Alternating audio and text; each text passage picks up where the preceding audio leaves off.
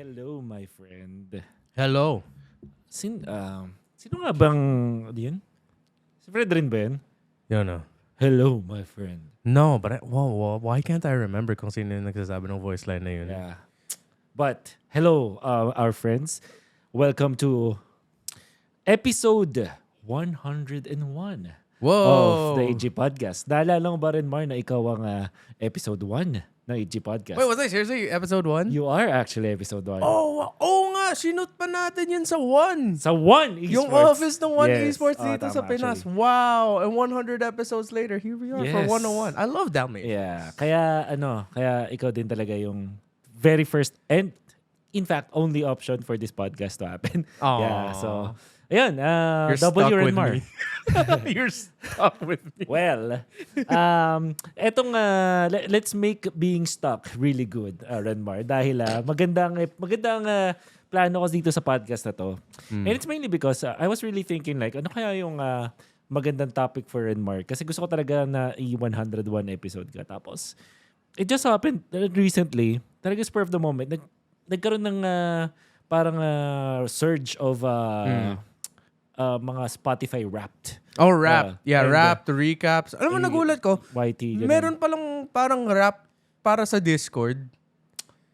Hindi ko alam yun. Yeah, I didn't click it because I barely use Discord. Yeah. Pero yung, I don't know, does it track like which channels you were most active in or something like that? Pero, Maybe. Meron din pala sa Discord. Well, shout out. I'll go check out Discord later. Kasi sali kayo sa Discord community ng ko. Segway. Yeah, Segway. Nice.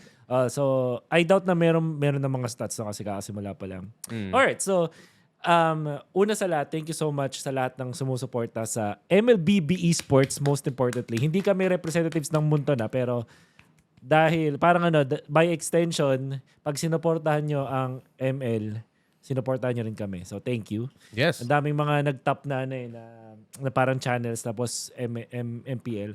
And syempre, sa lahat ng mga crazy people that actually chose to spend a lot of their time sa HG Podcast. Grabe. Mga 100 plus, even 1,000 minutes. May nag 1K. Pero 500, di ba? Parang, wow.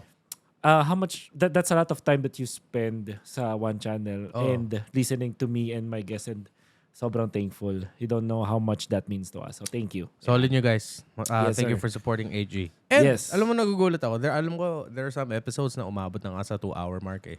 Dude. Yet people, I read the comments like, whoa, these many people like stuck around for 2+ hours listening to this. You awesome. also did that. Yeah, hell yeah, the Carl Tizzy episode, bro. That's goated. Grabe, no? And I think actively listening ka ata na mga time. Oh, hell yeah. Kasi, well, of course, props kay Carl Tizzy. Ang ganda talaga. That's why he's the GOAT. That's why he's the GOAT. Wala nang ibang explanation. So, ganito ang mangyayari sa episode na to.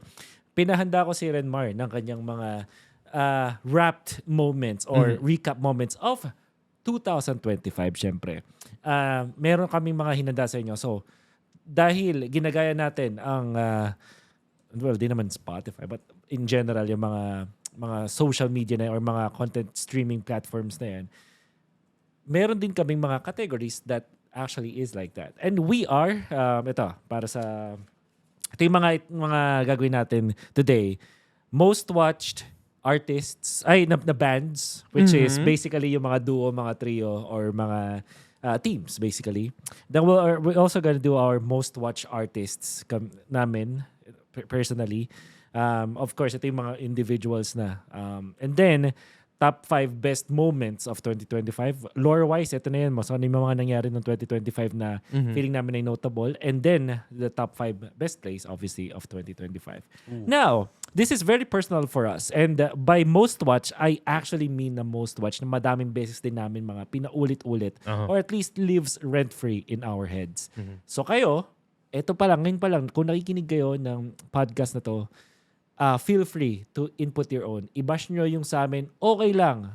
Basta makuprove nyo na mas matindi yung moments na napili nyo. Yeah. And also, syempre, para madami tayong mga mag-usap-usap, we really want to know what your recap of 2025 is. And hopefully, by the end of this podcast, na-remind din kayo na sobrang intense ng 2025 for MPL. For ML, basically. Yeah. I mean, dahil nga nasa Pinas tayo, a lot of these I think are gonna be coming from MPL PH specifically. But Well, for me personally, I did my best to mention other regions. Like Yeah. in some of the categories later, you'll hear me mention stories from other MLBB pro scene Yeah. regions. So yeah, don't be surprised that there's gonna be a lot of MPL Philippines focus here.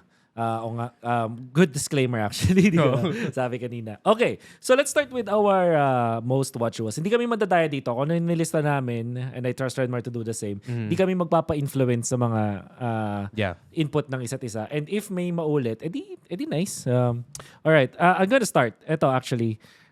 Isa sa mga most watched ko recently na mga teams or personalities na parang bands. Let's start with the bands, alright?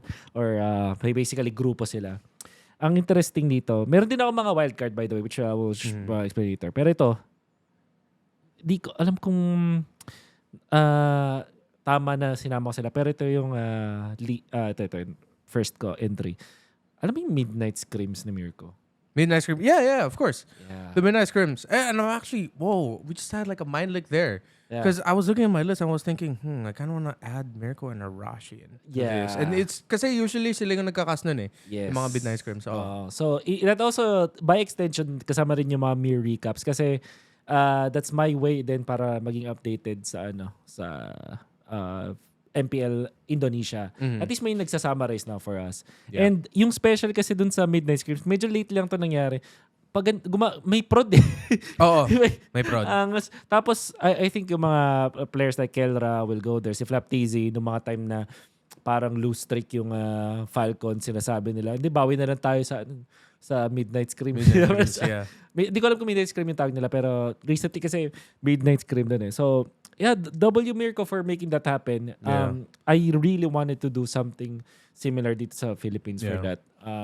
Di ko pa alam kung sino gagawin or it would be great if somebody funds it. Diba? If we could. Wait, was it Mirko who thought up of the Midnight Screams? I thought that... Oh, okay. Di ko alam. I don't know. Actually. Oh, okay. No, because I always thought that it was at first like an Indonesian thing. It looks like an there was an Indonesian figure. I forgot his name. It's like in the tip of my tongue. Na I think was the one who came up with it. And then they decided, you know what, we should do an English broadcast for it. Got Mirko along with it. That's why there's prod value. Yeah. Kaya merong backing talaga eh. Okay. So, that's so, good to know. I don't know. I could be getting the story wrong. Like maybe the whole time it was Mirko who really came up with the concept. Then he just forwarded. But I know they also have like an Indonesian broadcast of it. Whoa, okay. Isn't there? I could be blanking, or maybe it's the streams of the Indonesian influencers. I forgot. Probably. Baka may mga Si Age ba? I think it's Age. It's probably. Well, he's connected kay Mirko din eh. Oh. So maybe we can ask that and then si Mirko eventually. Pero whoever thought about that, genius. Nung lumalabas siya sa feed ko, parang wow, this is an actual thing. And then it's so entertaining because you get to see you get to see matchups that you can only imagine of. Tama. Parang dream scenarios. It's sort of like an all-star match. But then, pag umabot na sa Game 3, nakita mo, parang nagiging totoong game na to. Nilalabas na nila yung mga league moves nila na dapat hindi na pinapakita sa publiko bago mag-match nila. Diba? Bago mag-match. Actually. So I asked some of the people that actually contributed doon. At seryoso talaga nila. They really want to win. I hope that we can do something similar din sa Philippines. So, hopefully. W for that. So that's why. Ano ba gusto mo? Do you want me to do my 5 or parang one after the other? We can do one after the other. Sige. I think for me, the sheer amount of clips na lumalabas sa feed ko up until now, nung dalawa na to. Okay. Baby cakes, pare. Oh my God. Ang daming clips ng Carl TZ at Oheb moments, bro. What a phenomenon. It's most of the time, of course, it's Oheb just getting mad. Yeah. Tapos nakikita mo siya sa point of view ni Carl TZ. Yes. Tumatawa lang siya. He does that thing where he claps like a seal because he's so happy. It's so fun. Tapos si Oheb nagmumura lang ng whatever the hell in the background. It's always just such a good time. Yeah, I think nauso ang meta ng rage baiting because of that of those two. Ngayon matagal naman na may rage baiting pero parang iba yung level ng rage baiting ngayon sa streaming scene. And most particularly, mga fans kasi nila nandun din nakiki-rage bait din. So, dahil nga doon, nadamay nga si Mamich eh. Yeah. Yung isang game na tina-target lang nila si Mitch. That was so funny. I think sa lahat ng mga shoutouts by the way sa Liquid. Yes. Sockman ngayon. You're on fire. Yes. So, yan. Among all of the published, yun ang pinaka-natawa ko. Actually. Kasi, nakita mo yung joy ni Carl sa ginagawa niya. Parang, sa lahat ng mga time na, pwede akong bumawi, ito na yung time ko. Parang Super ghost image. Yoko na mag-eme! Well, I guess, yung sinabi mo na yan, part siya ng some of my other categories. So, I don't wanna dive deeper there. But I think, baby cakes is a phenomenon, actually. In fact, that's my number 5, yung baby. So, fast forward ko na. So, ayan, baby cakes is also part of mine. So, yeah. Apart from that, ano sa'yo? Dalawa na sa akin. So, baby cakes and midnight screams. Okay. For me, I think it's because there were so many moments. Sila yung team, especially nung season 16, that just made me go, whoa! TNC. Ilang beses ko pinanood mga matches ng TNC all throughout season 16 and even 15 when Yawi was still in the lineup. Na, parang lumalakas sila. Yeah. And then, how are they gonna fare with Jack Nguyen? Gana pala. Parang lumakas ulit si Trimar, yung mga ganun na moments. And then Benny Cutie had a crazy season also. Lancy, of course, with the season that he had. So, TNC, ang dami kong beses binalikan yung mga matches nila for season 16. I agree. Outside, lalo na playoffs. Ayan, yung talaga, the great run. Ayan, sakto na. TNC pala ako, no? And if you think about it, pati yung TNC of season 15 was also notable. Gusto ko rin, syempre, shoutout my boy Cousin. Yeah. Na also made waves. But of course, Benny Cutie is Benny Cutie. Hindi ba rin, parang ano talaga eh. Wala eh. It's Benny Cutie eh. Yeah. Meron talaga siyang something in the, meron talaga siyang mabibigay. Siyempre, yung mga na-achieve nila is all significant. So, for you, Baby Cakes, TNC. For me, Midnight Screams, and then Baby Cakes. Baby Cakes is actually my number 5. Pero ito yung number 2 ko. And they are my most watched team because I really wanted to study them. And I'm sure that everybody will agree. Aurora of season 16 is stupidly strong. Yeah. Okay. Kanina habang nasa gym ako, meron akong parang epiphany. Kasi meron may ibang content na pinapanood. So basically, parang they're talking about this specific player na scary siya as a player kasi para siyang isang malapit na harang na ang description is, if you are fundamentally a newbie sa game, this guy is the worst matchup kasi napakagaling niya mag-exploit ng weaknesses. And nung time na yun, nagkaroon ng epiphany, this is essentially Aurora season 16. Na they really know the game, the ins and outs of the game. Meron silang sariling play. Ang galing nila sa mga safe plays nila and very systematic. Yeah.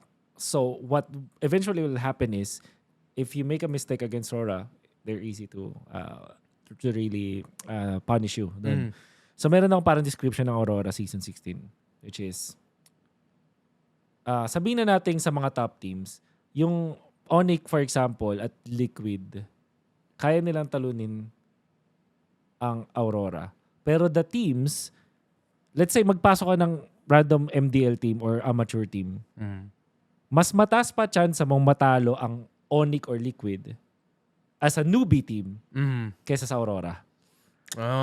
Kasi pwede mong quote-unquote lason or baka mag-overextend tong Onyx or Liquid. Yeah.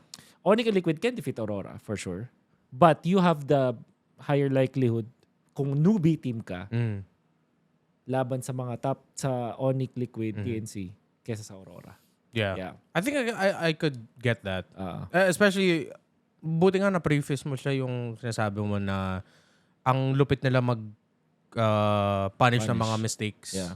Which I think that's usually teams like Onyx and Liquid, they have the personalities kasi na parang, parang ang galing nito magpindutan. Sige, pakita ko nga kung sino ako sa kanila. Yeah. Which increases the potential and possibility. Baka biglang ma-punish kayo. For sure. Tapos pagdating naman sa Aurora, it's like, sige, magpindutan kayo dyan. Yeah.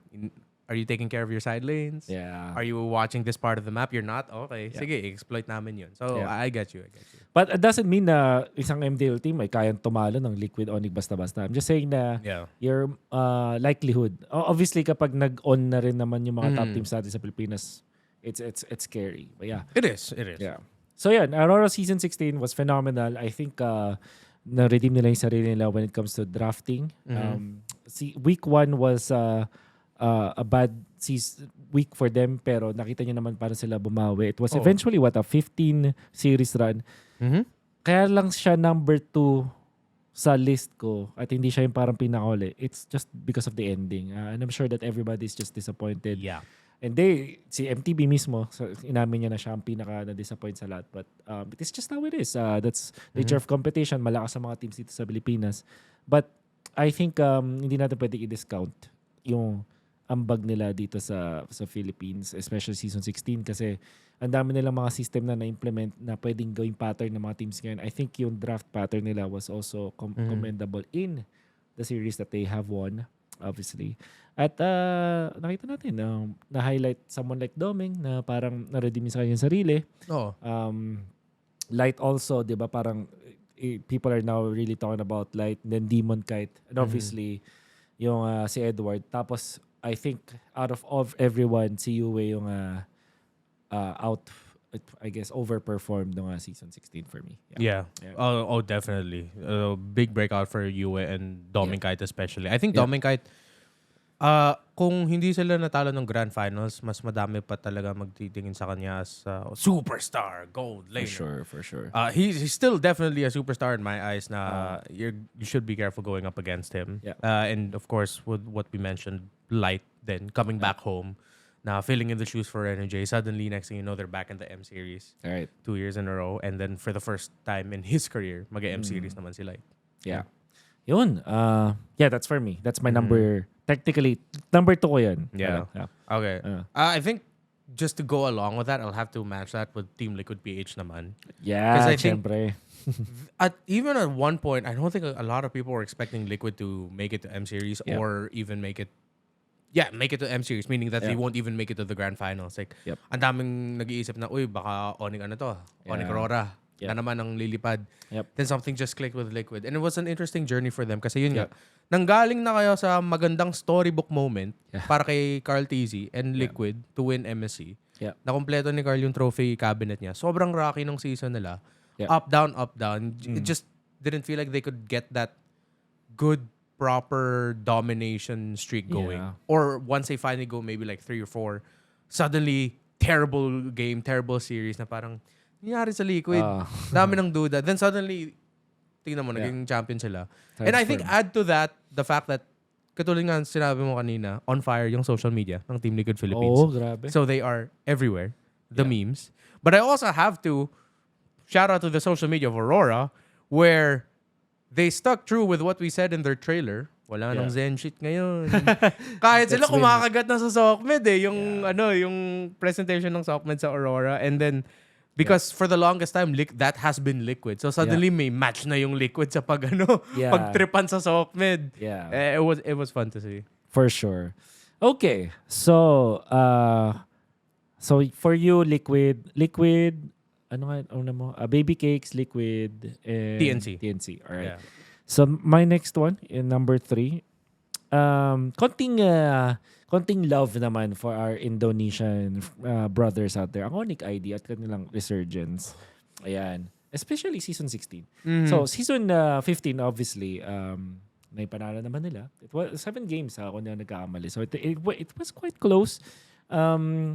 But, yun pa rin. That was ring number 5 for... Tamba? Yung season 15 was it ring number 5 for Mr. Yeb or was that 5 or 6 or it was 5. You can't even count anymore. I can't count, dude. Ang dami ng sing-sing ni Yeb. Di ba? Parang it's crazy. Pero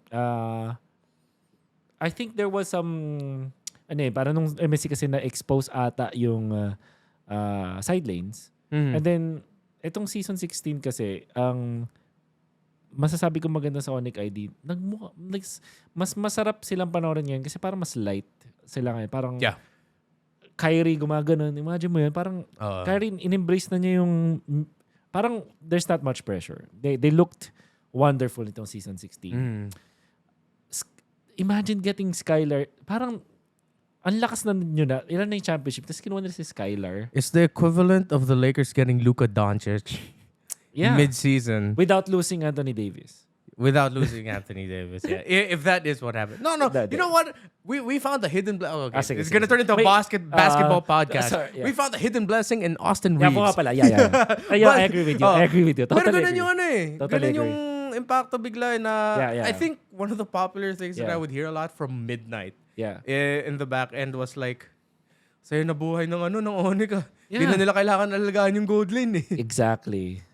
Skylar, independent gold lane siya. Tapos,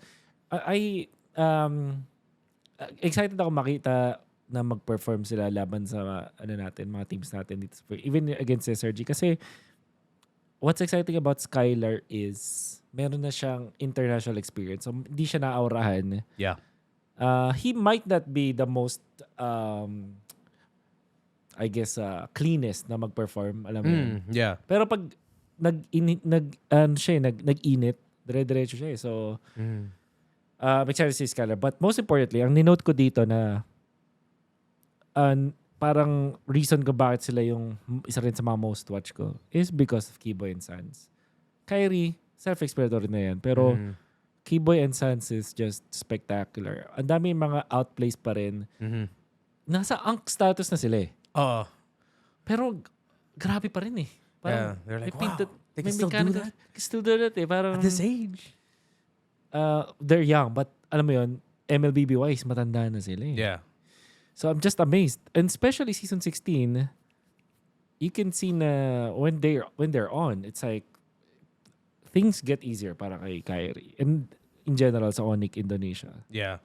It was watching the MPL Indonesia playoffs and watching Sans play that I realized, wow, we really don't see a lot of mid laners use flicker to initiate like Sans does. Yeah. Si Sans talaga yung walang takot. I think I can make a play. Flicker forward, tas mag-ulti, ala his, kung Eve makukuha niya, which is why for most of the playoffs, hindi binigay yung Eve. Nung binigay yung Eve ni Sans, biglang kawawa yung kabila. Yeah. And we mind link for this one because I also put here, Tiga Raja. Tiga, the Three Kings, baby. Three Kings. And mainly focusing on Kiboy, Sans, and Kyrie. Exactly what you said. Kyrie, self-explanatory. Tas Kiboy and Sans, nag-resurgence. Something happened na parang may nag-click sa kanila or they got lighter or they stopped doubting themselves na bumalik na yung old Sans, Kiboy, back to being Kiboy. Pero there's something with Kiboy now that I feel like it's his deadliest form wherein for the longest time, Kiboy was deadly because you'd think, he's just gonna come out of nowhere, man, and he'll just do the thing. Now it's like, oh no, I'm dying. Wait, let me do the thing now. Yeah. Parang sobrang tricky niya maglaro ngayon. You can see it coming, but most of the time it's like, saan nanggaling yung play na yun? Paano niya nakita yung angulo na yun? Or he finds that one little crowd control in a very specific team fight that suddenly Onyx wins kasi let's say maybe he got the mid laner. Yeah. And no, in a really weird angle. And it's just the mid laner while the rest of the team just left the opposing mid laner alone. Keyboy was like, I got the mage down. Sige, so good na kayong iba. You're right. You know what? Siguro nga ganun siya ka-special as a roamer. And by extension, si Sans na rin ganun. Puro mga mga near-death experiences. Parang pangit ng term. Malalim, pero near-death experiences in-game. Basta yan. Which they eventually win. So yeah, so that's my technically number 3 ko siya. But that's my 4th that I said. It's number 4 mo rin ba ang Onyx? Well, I didn't really put this in order. Okay. I mixed them up. But yeah, it was there. It was there. All right. So ito na yung next na most watch ko. At a lot of people are saying na pag nagkakast ako ay biased ako sa Onyx, biased ako sa Liquid, biased ako sa Aurora. I still don't know bakit nila naisip yun kasi I have a feeling naman na I'm just what I see is what we see is what we say. Part of the job, pare. Kung tunay kayong nanonood sa akin, ang talagang unapologetic na biased ako, at ito yung talagang tunay na biased ako, is the 9 Lives boys that eventually went to Twisted Minds. And I gotta say, my God, I'm so happy sa kanilang success. They made me so proud. It was a 4-win streak, no? They won against the top teams. napakalakas, napakaganda ng performance, making the waves. Proving na yung hype sa kanila wasn't a fluke. Tapos, they gave us legendary games katulad ng pagkapanalo nila ng one game against Liquid. Yung the Sean game, di ba? The Savage game. Was that the Savage game? The 18-0, I think. Oh, yeah. So, nag-Savage ba siya? Hindi ko maalala. Actually. I know that was the game that Carl also had a crazy outplay. Yeah. Yung Sean and Nosho versus Carl. Yeah. Somehow Carl still won it. Kaya, I really put a lot of value dun sa game na yun. The Sean game siya kasi malakas yung kalaban, nag-outplay yung kalaban, and then they still won by trying to one-up yung ginagawa nila. Parang sumasabay sila. That's what I'm saying.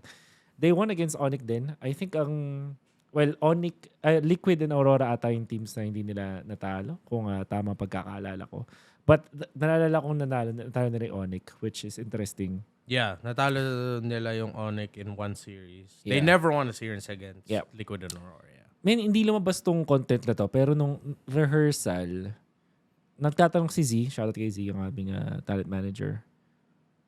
Parang nalala ko, ano ang match na inaabangan ninyo? And then of course, you would, bago pa ito mag-start season so wala pa. Ang laging sinasabi, syempre, Liquid Onyx kasi MSC, ganyan. Tapos may mga sabi na Aurora. Ako talaga, I can remember the scene. Tinanong ako. Sabi ko, Onyx Twisted ang gusto ko nga mapanood.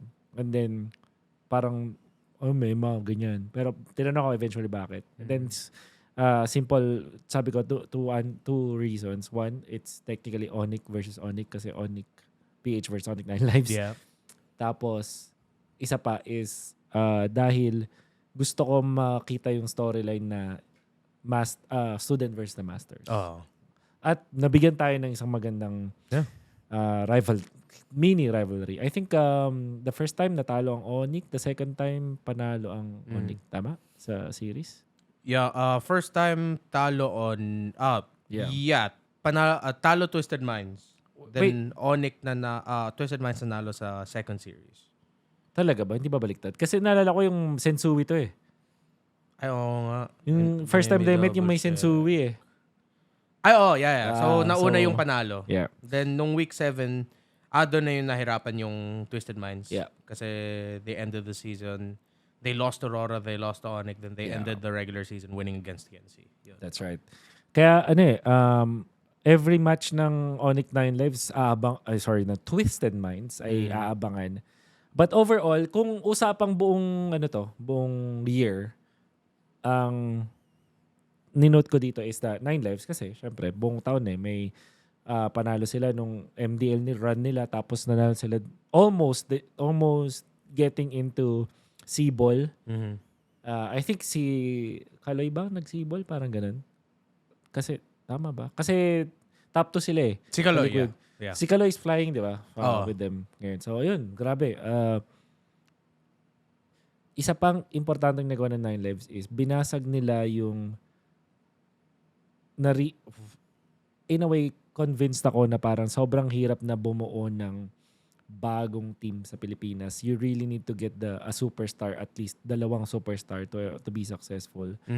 But they sort of proved na kaya. So, shoutout din kina Bonchan at syempre dun sa mga 9 Lives boys. Shoutouts kay MP the King and Sensui for being very malleable dun sa team. Shoutout to that organization. Ang sarap niyong panoorin. Sana mahanap kayo na success in the future. Yeah, I'm on that boat. Well, hopefully, mas lumakas pa yung Twisted Minds, especially for next season. Kasi there's a lot of potential in that team na I feel like sana at least top 4. Yeah. If they can make it to the top 3, whoa. Yep. Next thing you know, the rest of the world, the Philippines has to watch out na what if by the third season doon na nila makakaabot sa championship. Kasi doon na yung chemistry. Yep. They already have the championship breed with their MDL win. Yeah. May nga ako. And MP the King. Yeah, MP the King. Ang worry ko nga dito is sa sobrang lupit nung intro nila, what comes next is mga offers na eh. Baka may chance na baka hindi dahil sa they've fallen apart yung paghihiwalay nila eh. Baka dahil sa offers na eh. Yung tipong, let's get the band back together. Next season, the band is gone but they all have sports cars. Yeah, exactly. I mean, come on. Si Sean pa lang, di ba? The Sean game. So, last na pala, Renmar, what made me really vouch for bias towards these boys kahit bago pa magsimula yung MPL Season 16. Kasi na-interview ko sila as 9 Lives pa for RMC, bago sila mag-RMC. Tapos eventually, kinuha ko sila, na-interview sila na buo. And I was like, they reminded me of how it was nung Dreamers, yung mga Dreamers era in a way na parang lahat pangarap. Kasi ganun yung vibes nila eh. Yeah. Parang kahit ito yung, parang ibibigay ko lahat, parang ganun. Tapos talaga masipag mag-grind. Walang takot na I think like that's the thing that I heard the most about Twisted Minds, and even like talking about them.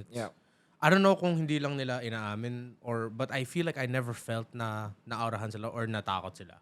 Yeah. Or at least yung takot. Maybe deep down just a little bit naurahan sila. Pero most of the teams, even when AP Brand came up, when that roster came up, when their members played, some of them admitted, naurahan unti. For Twisted Minds, it was like, it feels like parang veterano na sila lahat. For at least 3 seasons. They've been in the MPL as a team. Ganun yung vibe nila. So shoutout sa Twisted Minds / 9 Lives. At syempre shoutout dun sa kina attorney for actually guiding these kids to this. Kasi yung owners ng 9 Lives actually that manage them, sila attorney, malupit din talaga mag-handle. Sana mas marami pang katulad ninyo na mag-handle ng mga esports players dito sa Pilipinas. Ayun. Sorry na pahaba. But that's my number 4. Okay. I'm at my number 5 already because I know we shared one. Yes. So my number 5 is, I just put it here, it's the women's scene. Ooh. It's not one team. It's like our entire women's scene. I feel like it's the past year from 2024 and then now into 2025, mas madami ng tumitingin talaga sa women's scene. I remember there's a international before MSC, it was BOG, Battle of Gamers, wherein it's the first time in a while I went in an MLBB women's tournament and I could see there are people of different nationalities spamming the comment section. It's not just Indonesians. Usually kasi Indo-focused. Suddenly there are Filipinos. Nice. There's people from, I assume because of the characters, from Myanmar. What they were typing out. It wasn't international, but even in the games where, let's say, a Filipino team wasn't playing, a Filipino was still watching. Ganon. There were more eyes on there. And I feel like they even, with their inclusion kasi sa Esports World Cup with MWI, mas madami na rin na tumitingin sa kanila. They get treated like stars. Of course, the run of gaming gladiators. Yan! Yun yung sasabihin ko. Shout out to GG. GG. Syempre Midnight. GG Midnight. GG Midnight. NA Pride. Yeah. At syempre sa mga players ng GG. Alam mo naman natin. We can say everything about Midnight. Malaki naman ang bag ni Night Mid dun. Pero big shoutouts din sa the community or the team that made NA great again sa MLBB. So, shoutout. So, I'm excited to see where our women's scene goes here. Of course, with Vitality finally being able to, take out the ghost of their past that was their loss against Omega Empress last year. The fact that Omega Empress became Navi. What else? Team Falcons, the women's Team Falcons based in MENA. They're getting better and better. They just ended third place. Vega MENA, I think. No, Vega is the Indonesian Team Falcons. Okay. Sorry. Team Falcons, Vega. Oh no, there's Vega MENA. I don't know if they're still called like Vega and Vega MENA. Basta yun yung MSC yun that they also made waves. Yeah, shout out to Velvet, by the way.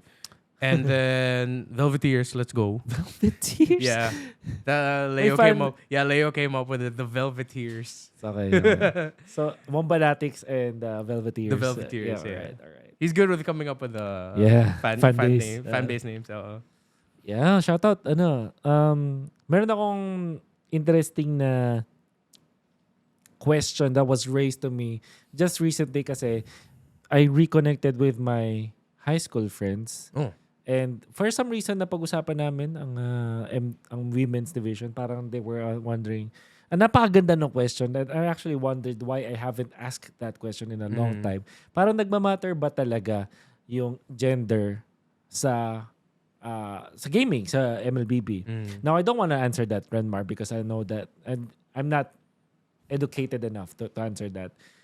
I will leave the viewers. So, baka may mga expert dyan na alam nyo kung nagmamatter ba talaga ang gender or ano ba tawag doon? Or biology, whatever, anatomy sa paglalaro ng ML. Kasi I was thinking parang hindi talaga. But sinagot ko na lang dun sa aking kaibigan was hindi kasi federation yon, so kailangan may men's and women's. Parang gano'n. Yun na lang sinabi ko. Kasi nanonood ako nung recently, yung ISF. Yeah. Parang nagtaka sila, ba't may parang pinapanood ko sa tabi nila. Sabi nila, ba't may women's? Parang gano'n. Di ba parang dapat halo naman?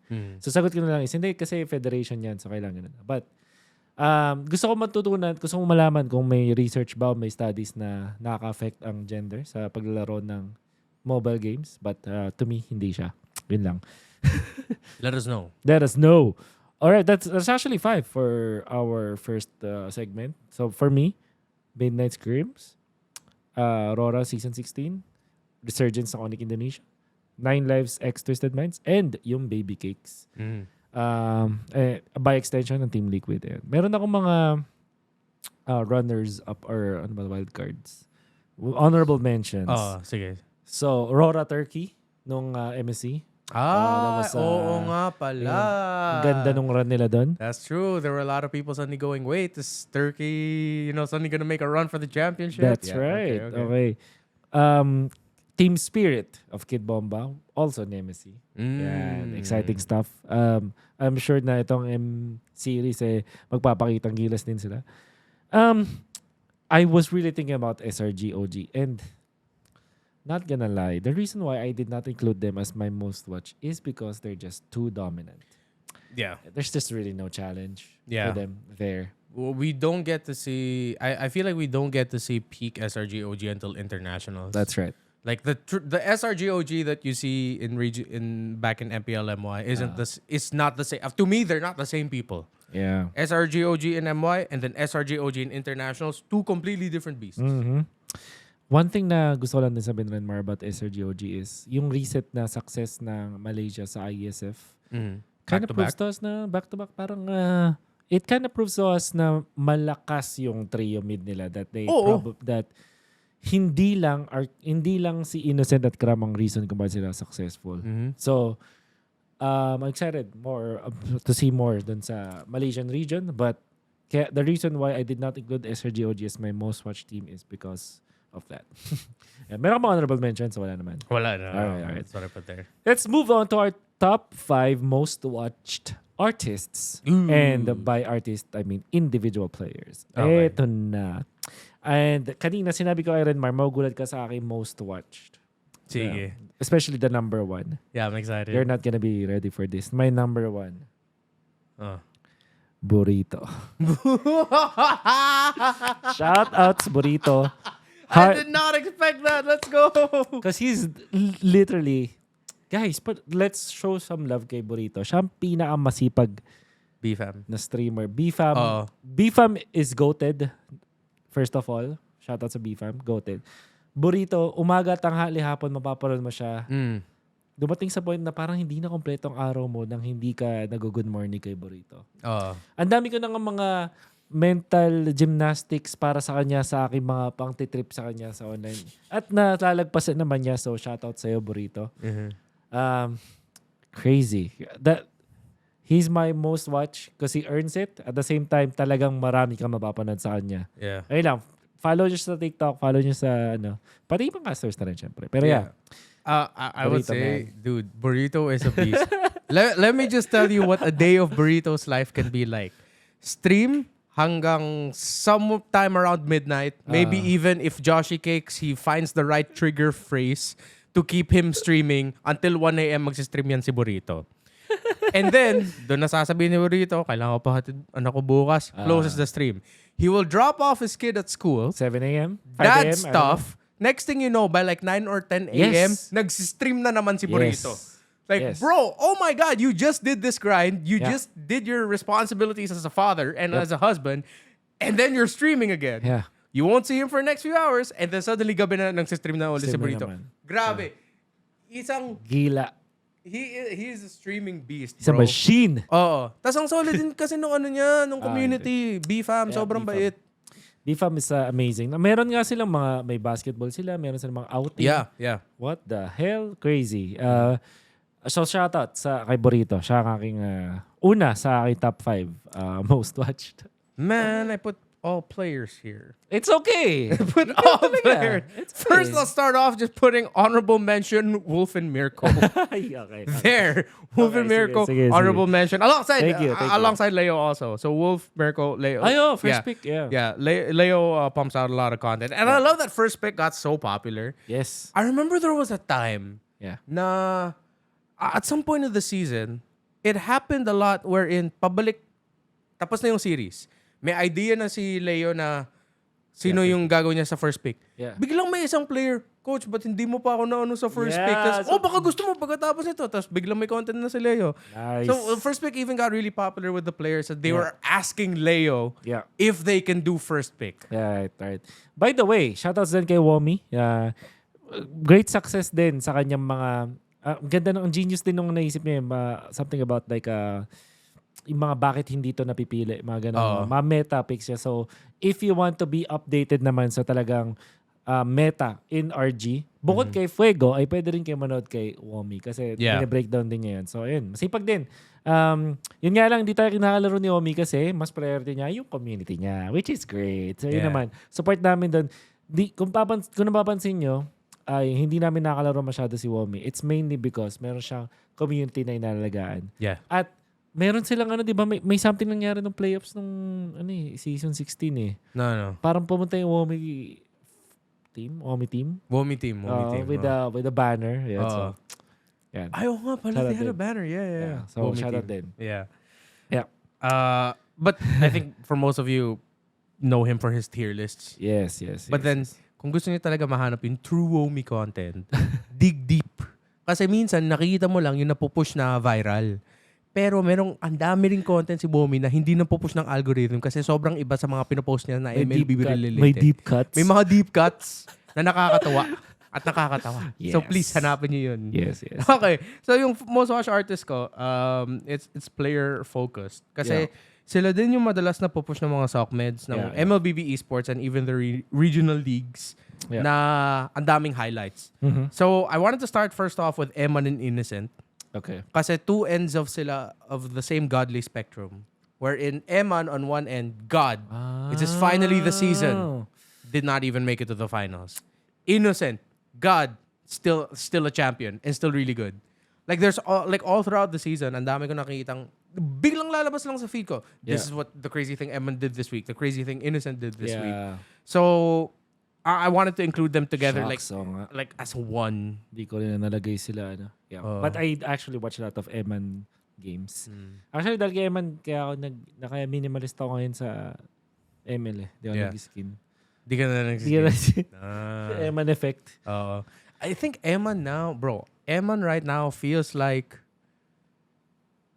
I'm watching Kobe Bryant before he got Pau Gasol. Parang andun na gumagaling na si Andrew Bynum, Derek Fisher is back, pero kulang pa ng Pau Gasol para maging champion form na. Correct me if I'm wrong, trade yung Mark Gasol for Pau Gasol ba or hindi? Did they trade Mark for Pau? Did they? Baka, I can't remember. Baka hindi. But I remember they traded for Pau Gasol. That was such a That was in 2008, parang nalala bro. ko, dude, ano pa tayo? We probably did not understand the stakes ng mga trades. Yeah, Eman, buhat sports, you can see na he's trying hard. Mm-hmm. Di ko alam kung anong curse, kung anong klaseng kamalasan nangyari dun. I really can't explain it anymore. I don't know. It's beyond my Yeah. Yung mga tipong na... It's beyond me. You can do a 4-hour podcast, you still can't explain it, bro. I don't know what is happening sa BTR, why they keep on doing what they're doing. But, alam mo every season na lang, parang BTR na, this is BTR's time. It's BTR.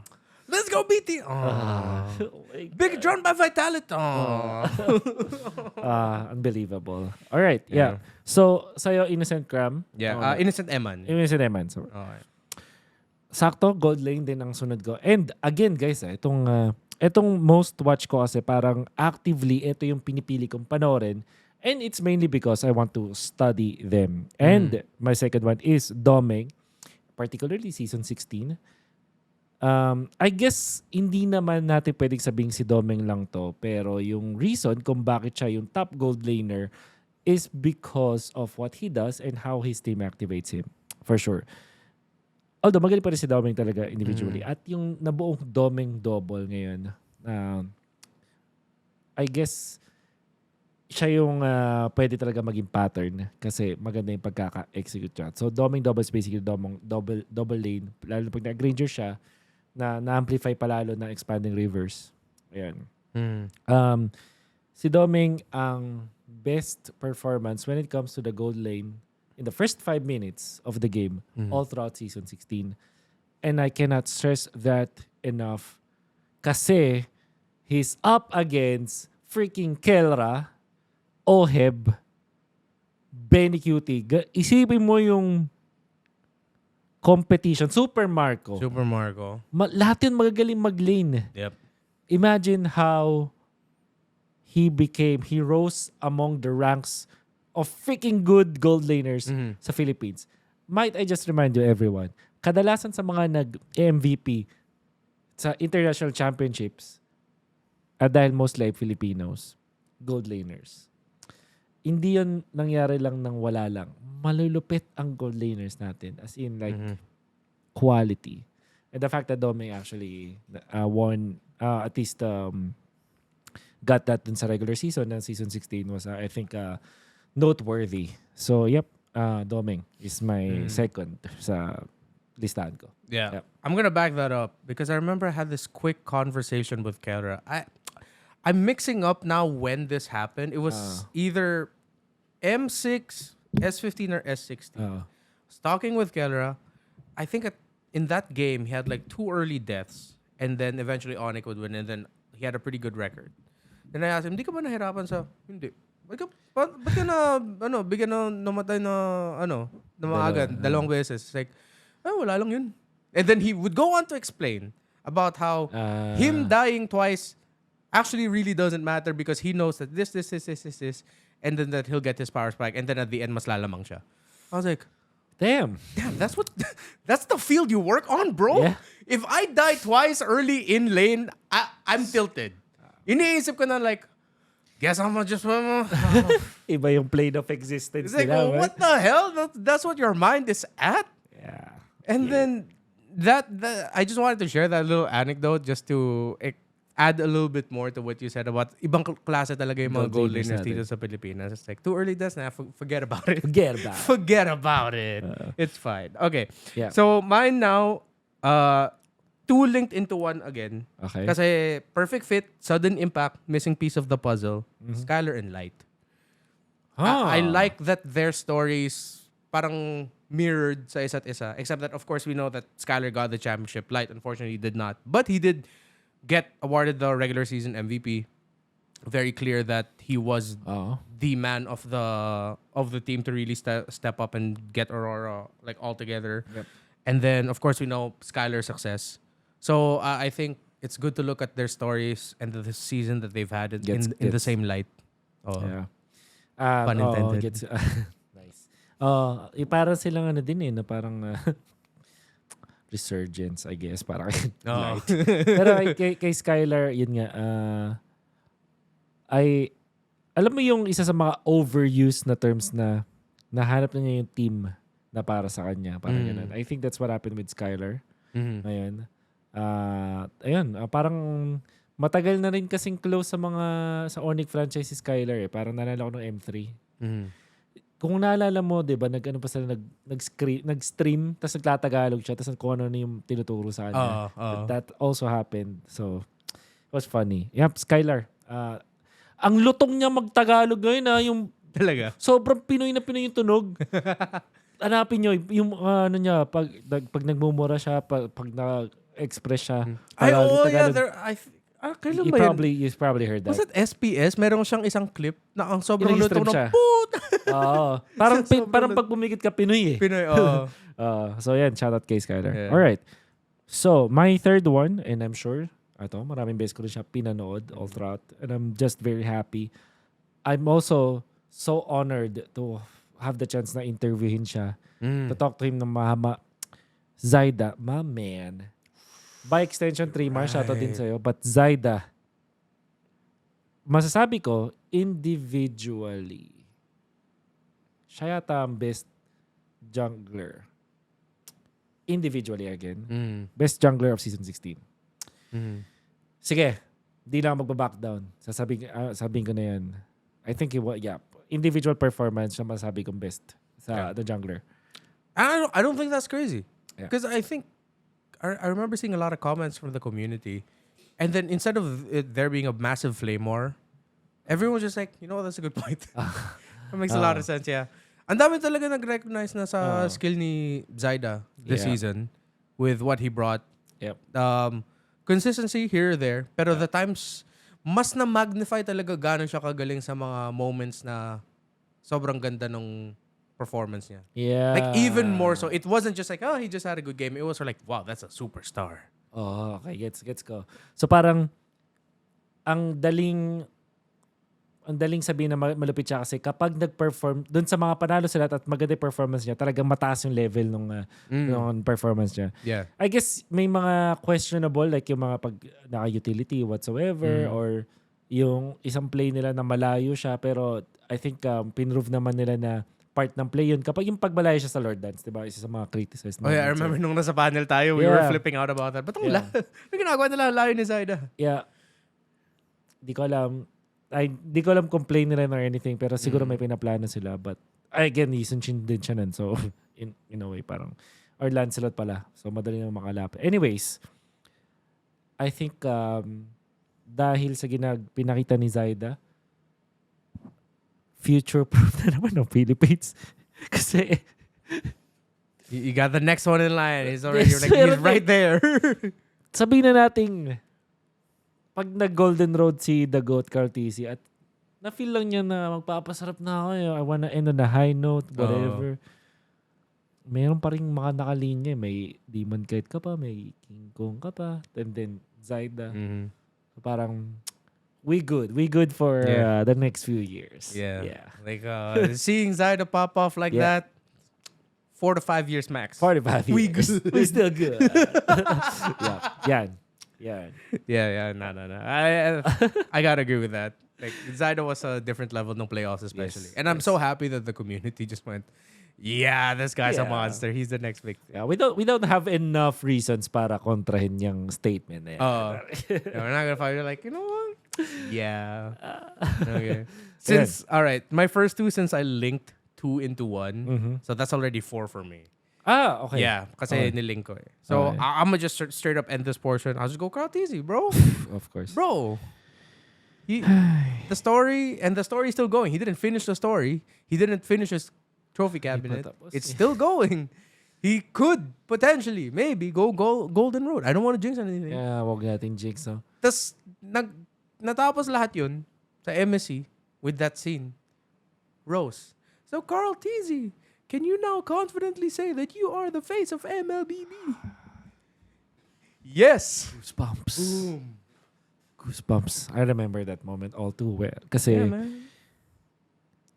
parang, ano siya eh, nakita mo na sa mata niya eh. Na parang, I schooled everyone. Yeah. Yeah, it's like, I did it. I just did it. Yeah. And actually yun, ang number 5 ko is also Carl TZ. Kasi coronation talaga yun eh, yung MSC. I think we don't need to explain this. Yeah. It's quite easy. It's, bro, across multiple generations and eras of the game. Yeah. And he's not done yet. And he's not done yet. He's still Ang going. daming bata pa niya. Ang daming mangyayari. He could do this for 9 more years if he wants to. Mayroon akong kasi nag-review din ako ng ibang mga MSC clips kanina. Tapos may parang interview kay Sanford ata, parang ganun. Parang ano pa ba yung pwede nyo makuha after this in English obviously. Sabi niya, ulitin na lang. Yeah. Which I think yun yung goal nila. Parang ano nga ba yung next para sa niya? Just do it twice. Yeah, no. I remember this actually go again. Just go again. Yeah, it was just go again. Just go again. Yeah, I remember. Yeah, that was after he was awarded MVP in interview siya ni Milos on stage. Yeah. The co-host of Rose during MSC. Yeah, it was just go again. What's next? Ulitin na lang. Yeah, just like how Faker does it, parang pinapalaki lang niya yung gap dun sa next na parang pwedeng kumontest dun sa trono niya. Crazy. Alright, so I mentioned Burrito, Domeng, Zaida, Carl. Ikaw is Light, Skylar, Innocent, Eman, and then Carl. Carties. So I haven't said mine. Yung isa ko, which is number 4, napaisip talaga na maigi dito. Kasi pwede kong i-bump yung isa over the other. Parang gano'n. Parang pag minention ko isa, kailangan matanggal ng isa. Parang gano'n. Oh. So si Keller and Sanford to. And why do I say that? Kasi I think both of their stories are yet to be, parang kung may 100 pages, parang nasa page 20 pa lang tayo sa kanilang dalawa because of how young they are. I get you. They have proven themselves as the gold and probably the XP standard sa ngayon. Pero madami pa kasi mangyayari. And I feel like kayang-kaya na lang gawin. I doubt na mag-follow up sila after this as we're talking about it. Ang hirap lang talaga for me pumili between them. Kasi pares ko naman silang pinapanood ng maraming beses at pares ako amazed sa kanila. So for Kella specifically is yung MSC run. Kasi you really feel na gustong-gusto niya talaga yun. I think hindi po masyado pumabor kay Kella ang meta ng season 16. Pero nung nakita naman natin recently dun sa C-Ball qualifiers, bawing-bawi si Kelra. Nakakatakot. Yung kanyang performance is like super good. Scary. But Sanford, all throughout this year was so consistent. MSC was a beast. Season 16, I think ang performance niya is just either 95 to 100%. Ganon. Ganon, tsaka dominant. Yeah. So between these two players, hirap pumili kasi sobrang galing na parehas. And I think ito rin yung mga hindi na kailangan i-explain pa. Sanford, sobrang matagal na akong fan ni Edward. Masabi kong for the longest time siya yung XP, kung may XP standard man, hindi lang. Bakit lang term? We have to think about a different term for that. But Sanford made a strong case. Yeah. Kasi alam mo yung sinasabi nila sa basketball, alam mo yan, yung culture nun, ng mga gangsta, sabi nila, he a problem. I think Sanford is always, he a problem. Yun siya eh. Yeah. Problema siya ng mga katapat eh. Yeah. So, and you see teams tailor drafts para matalo yung liquid sa XP or hindi pabor sa pick ni Sanford. Exactly. But he still makes magic somehow. Oh, like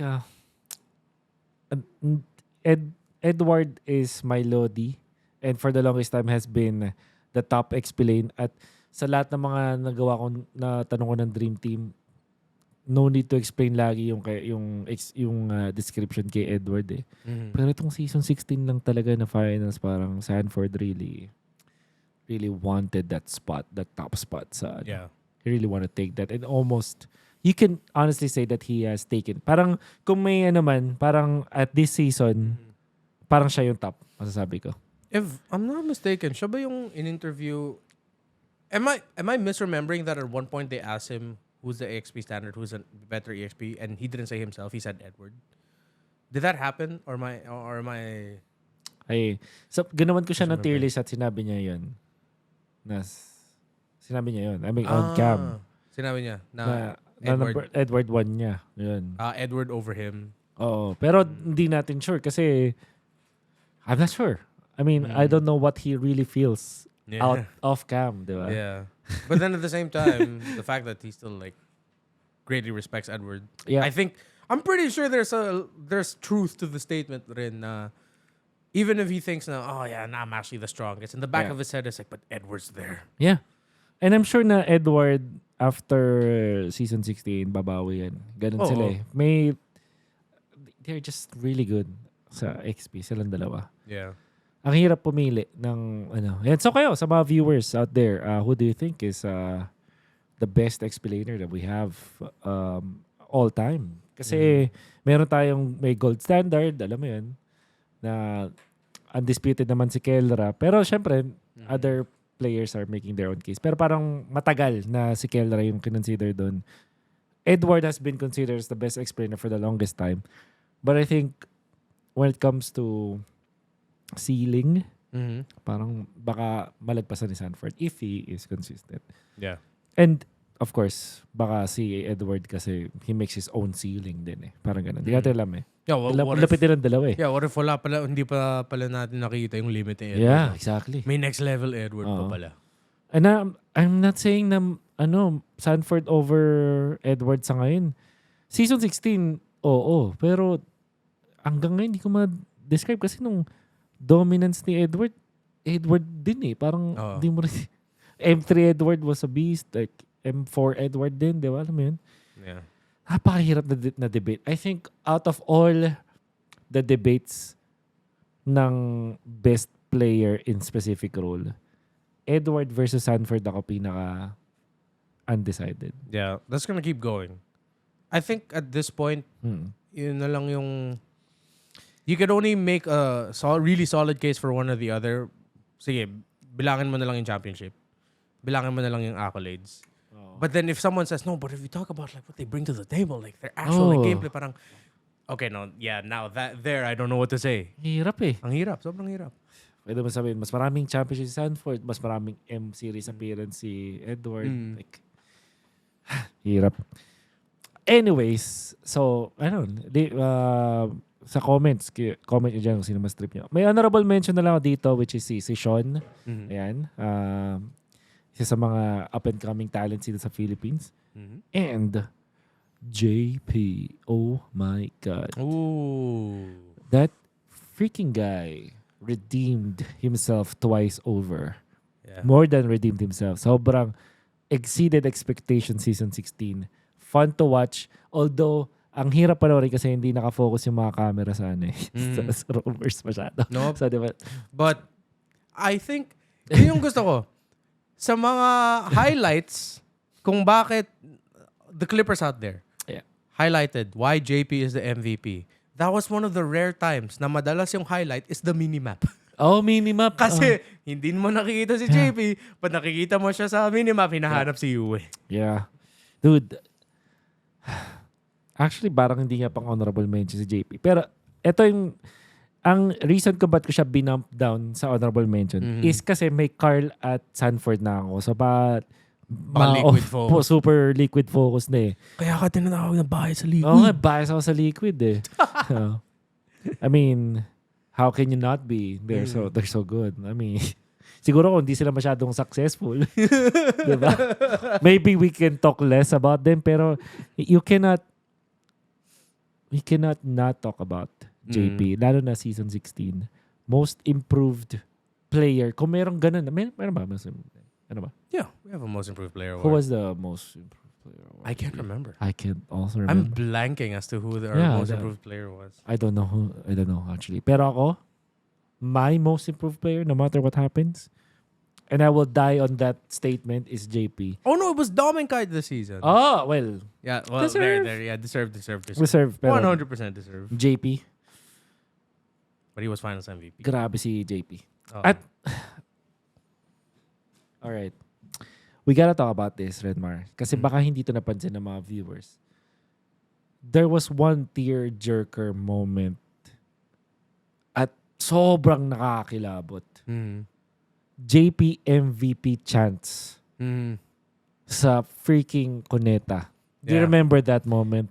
I will tell you exactly why I remember, sir. Okay, so spoiler alert. God. For the next segment, where it's lore-wise, top 5 best moments of 2025, that's my number 1. number one in terms of like that's the Subtle. last thing I would mention. Sige, let's transition it already to there. Yes. Talk to me about the it. JP chats. Talk to me about it. Bro, hopefully Naisu and Leo back you up. Because I started that shit. Oh, you did. Oh. From Thank my you. end. Thank you. Thank you for doing Before that. they were announcing it, I was already shouting. And then, okay, I wouldn't claim it. Maybe there were like 2 or 3 other people from the Liquid side also yelling. But I was already yelling from the top of my freaking lungs. JP, JP, JP. And then suddenly, a dude on my right, I see him like up on the yung bleachers, along with his friends, their friends. They started, and then that started the whole thing. Yes. And then, at the same time, everyone just started going. But then I wouldn't want to say, okay, nakakilabot. I started the chant, but at the same time, I feel like no matter what, no matter who, everyone in that arena that night, before that chant even started, already knew JP was gonna be the finals MVP. So the panel was in the Aurora side. Yung panel malapit doon. Aurora fans were chanting JP. They were already chanting. Yeah. Oh my God. From being one of the most criticized players nung season 12, sa ang daming bash, people will say, kasalanan ni JP, whatever. And there was a time that people actually meant it, the kasalanan ni JP. That they were actually bashing. Alam mo yun, to develop 4 seasons after, people chanting his name. There wasn't any Carl Tizzy chant. Walang nangyari ganun sa Cuneta. It was unanimous. I wonder if na-capture siya ng broadcast. Pero yeah, you could hear it in the audio. Okay, so at least yun. Pero kasi wala na akong chant, hindi na bumalik sa panel nun so parang hindi ko na explain. Tapos wala rin akong camera nun. I was just really basking in that moment. JP chants made me fall in love again with MLBB, tapos with the crowd, tapos parang nakaiyak talaga yung lambot talaga ako. Parang it was very emotional for me. I love it because this came off of the heels of what is, as the ecosystem as a whole, the story of Krautezi completing the trophy and him finally agreeing that he is the face of MLBB. Just when you thought it couldn't get any better in terms of the story, there was one more. Yeah. There was one more story that you needed to do first before you start going this golden road path, and that's JP's redemption. The fact that it was in the grand finals or leading up to the grand finals where suddenly we were dropped with the bombshell that the dude never lost a grand finals.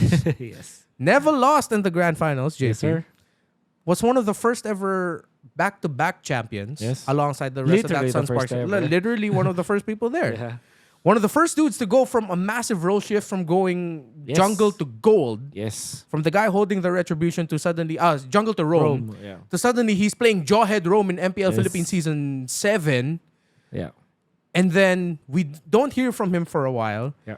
He goes to MDL, becomes champion in the first MDL. season of MDL. By the way, si Carl Tizzy wala pa siyang MPL championship.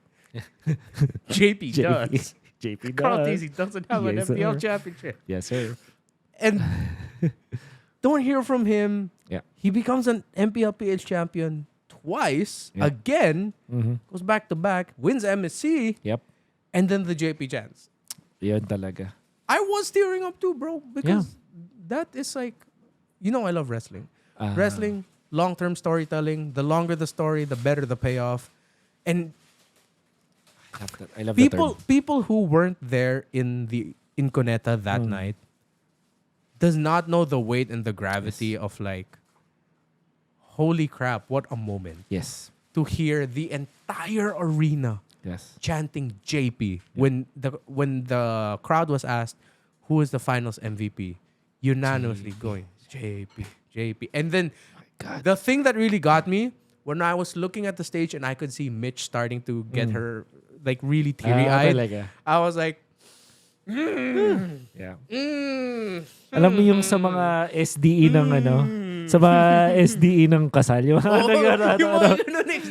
ganun ka na ang ganda nung, I think it was a goated moment ng MPL in general. Ang ganda ng term na ginamit mo, payoff. Kasi, yun nga, it started from a bleak period para kay JP.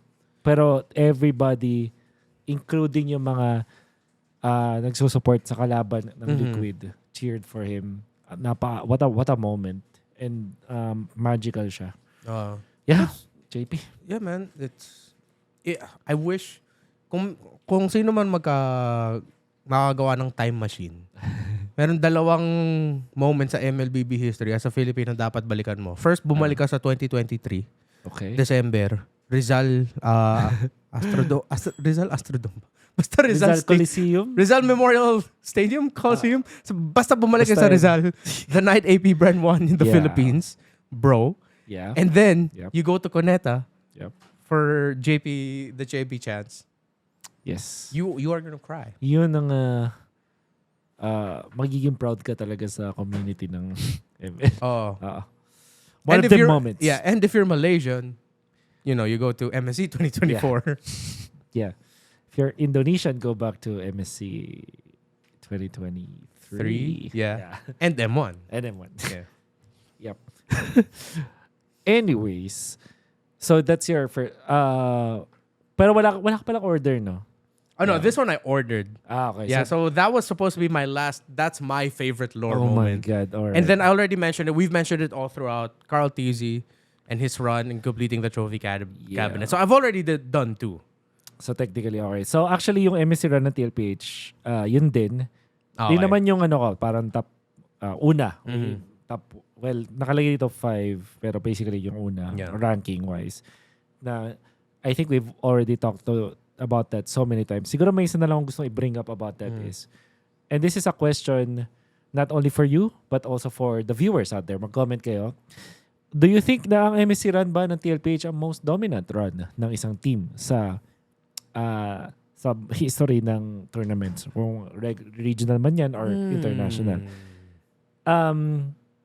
Meron kasing, iba't iba kasi ang definition ng mga tao sa dominance. For example, you can argue that M6 Fnatic Onyx ang pinaka-dominant because they literally were untouched. Walang nakatalo sa kanila. You can also argue na SRG nung 2024 MSC can also be very dominant because they were up against so many strong teams. Na-challenge kasi sila, but they came up on top. So that's a different kind of dominance. For me, TLPH nung MSC 2025 can also be considered as the most dominant kasi also di rin sila natalo. And masasabi ko na ang mga napatumba ng TLPH nung MSC 2025 ay ang mga teams from different countries in their top form as well. Onyx Indonesia, for example, top form so far. Hindi lang nila nakalaban yung Onyx Philippines, but they defeated the team that also defeated Onyx Philippines. SRGOG was also a scary team to face no MSC. So parang ganun din. Counted din sila na dominant. I think siguro hindi nila nakalaban na threat na malaki was Team Spirit, Onyx PH, ganun. Siguro ang hirap lang kasi single elims kaya parang hirap i-argue. But for me, it can also be argued na most dominant run din siya. Ganun. Sa MSC. So I wonder if you also feel that way. Well, for some reason, I never really felt that the run of TLPH ng MSC 2025 was dominant. Hindi siya tumatak sa akin na dominante talaga. Up until now, the two most dominant performances internationally is of course na-mention mo na Fnatic Onyx PH. Yun talaga yung wow. Yun talaga. That's dominant. Yeah. And then of course, Onyx ID in 2023.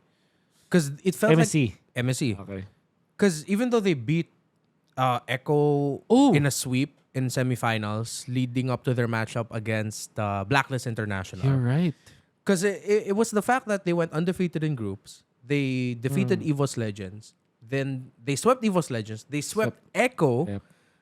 Echo only had one really good game that it felt like it could go even further. That was the game where hindi yung Echo ang lakas ng performance nila, naka-Fred rin si Carl, naka-Lancelot si Kyrie, pero hindi nila mahabol si Kyrie. Yun. Oh my God. Yun yung ano yun. One of the best plays of all time. Yes. That's why tumatak sa akin as dominant because they even went up against even though they didn't win M5. M4, they didn't win M4, they didn't win Season 11, Blacklist was still really good at that time. And I think I would consider them like near peak. It's just Yung the thing Echo, was yung Echo. Blacklist. Blacklist. Yeah, because it was Blacklist Onyx the grand finals, remember? Yeah. Right, Yeah, it was 4-2 Right. in the grand finals. Yep. So Novaria ni V. Yeah. Novaria ni V. Yep. But then suddenly, yung counter lang pala ng Onyx ID noon was a Uranus for freaking Boots. Oo nga. Oh my God. Yung Uranus ni Boots yun, yung sagot nila. Tas yung last game, I think it was 1-1 ni Al, pero naka-funny ata si Kyrie. If I remember correctly. Right. Yeah. Oh my God. The Kyrie Fanny. Yeah. Yung hinahunting niya, yung hindi nila, yung talagang hinanap nila nahanap niya all throughout the map. Oo, nahanap niya lang si Al. That was his job. I'm just gonna look for Al. So, yun yung tumatak sa akin talaga as dominant. Okay. Like the definitive article. Actually, yeah. So, yeah, I will leave it up to you guys on how you can, sa mga viewers natin dyan, ano sa tingin nyo most dominant na team natin na run pala for a championship, and for sure, i-consider natin dyan ang TLPH. Pero sa ngayon, masasabi ko naman na yung most dominant pa rin sa akin was Fnatic on Nick of M6. Just because, I mean, nobody got close. I think that the team that got actually close was probably Falcons. Ganun. Falcon Esports? Ba yun? Yo, di ba? Parang nag-5 games sila. Kaya lang, parang anong nangyari doon nung nagkaroon ng streak ng panaling Onyx laban sa Falcons, sobrang one-sided na eh. So parang, yeah, it went to game 5, but M6? sige. M6. Ay, oo, yung upper bracket semis. Oh, di ba? 3-2, Fnatic versus Falcons. Yeah, I remember that. But the games that Onyx won there were super one-sided kasi parang yeah, it went to game 5 pero dominant pa rin. Not discounting yung strength ng Falcon but it's just that M6 Fnatic Onyx will go down in history as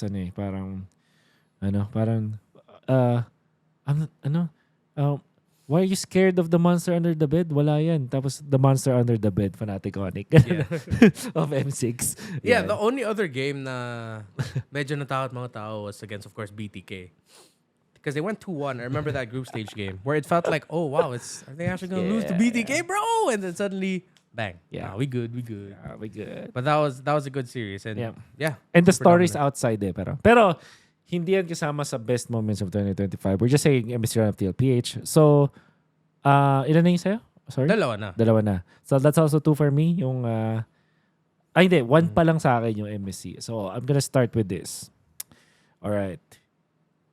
Still one of my favorite moments total in my life. Yung OHEB, wala nga akong pera moment. I think will go down in history as one of the best moments of MLBB then. Yeah. MLBB. Mimo po. Ganda yung sobrang yung nanay ko pinapanood si Inspi. Fake news yun. Parang ganun. Wala akong pera. Ang nakakatawa yung sticker na ginawa ng community. I think it was Makey Basement. Shout out to Makey Basement. It's like, wala akong pera. Kung nanonood ka nito ngayon, meron ka pa ba ng sticker? Pabili naman. Ayan. Yan. I think it was funny. I hope funny. If they could, if Moonton can call Makey Basement, we want that in-game. Ayoko, no? Pare, spam ko yun non-stop. Wala akong pera. Actually, oy, Moonton, binigyan namin kayo. Isipin mo, trinasto ka ng teammate mo. Wow. No, but wala ka pang ambag. Lalapit ka sa teammate mo. Wala akong pera. Asa na yung immortality mo? Wala akong pera. Please. Oh yeah. Ganda. Isipin mo, that's how it all started. That's how it all started. Actually, no. It all started with Oheb showing his face behind Carl Actually, yes. Yung Yun. Lumabas siya sa stream. As honorable mentions ko yun. Yung ano. Yeah. I think those are the 2 biggest stream moments for Liquid. Yes. Before, of course, all of the rage baiting moments. Yung first, nakita si Oheb sa stream. Yeah. Then next, wala nga akong pera. Yeah. Then the legacy. It just made itself. So yeah, yun sa mga top yung una sa best moments of 2025. What's yours? So una sa akin, it's a moment I personally casted, but it's a story that flew under the radar, but it's one of my favorites. On June 8th, I wrote all of this. On June 8, 2025, Mythic Seal qualified for MSC 2025. After almost 2 years of missing out on major Moonton internationals by beating the other favorites at the time, Yangon Galacticos, who, by the way, won MSL Season 2. So Ken finally fulfilled his goal of sending the team to either MSC or M Series after being the only player remaining from the original roster of Mythic Seal. That roster included names such as Ruby DD and Justin, with Naomi even joining for a stint in mid-2024.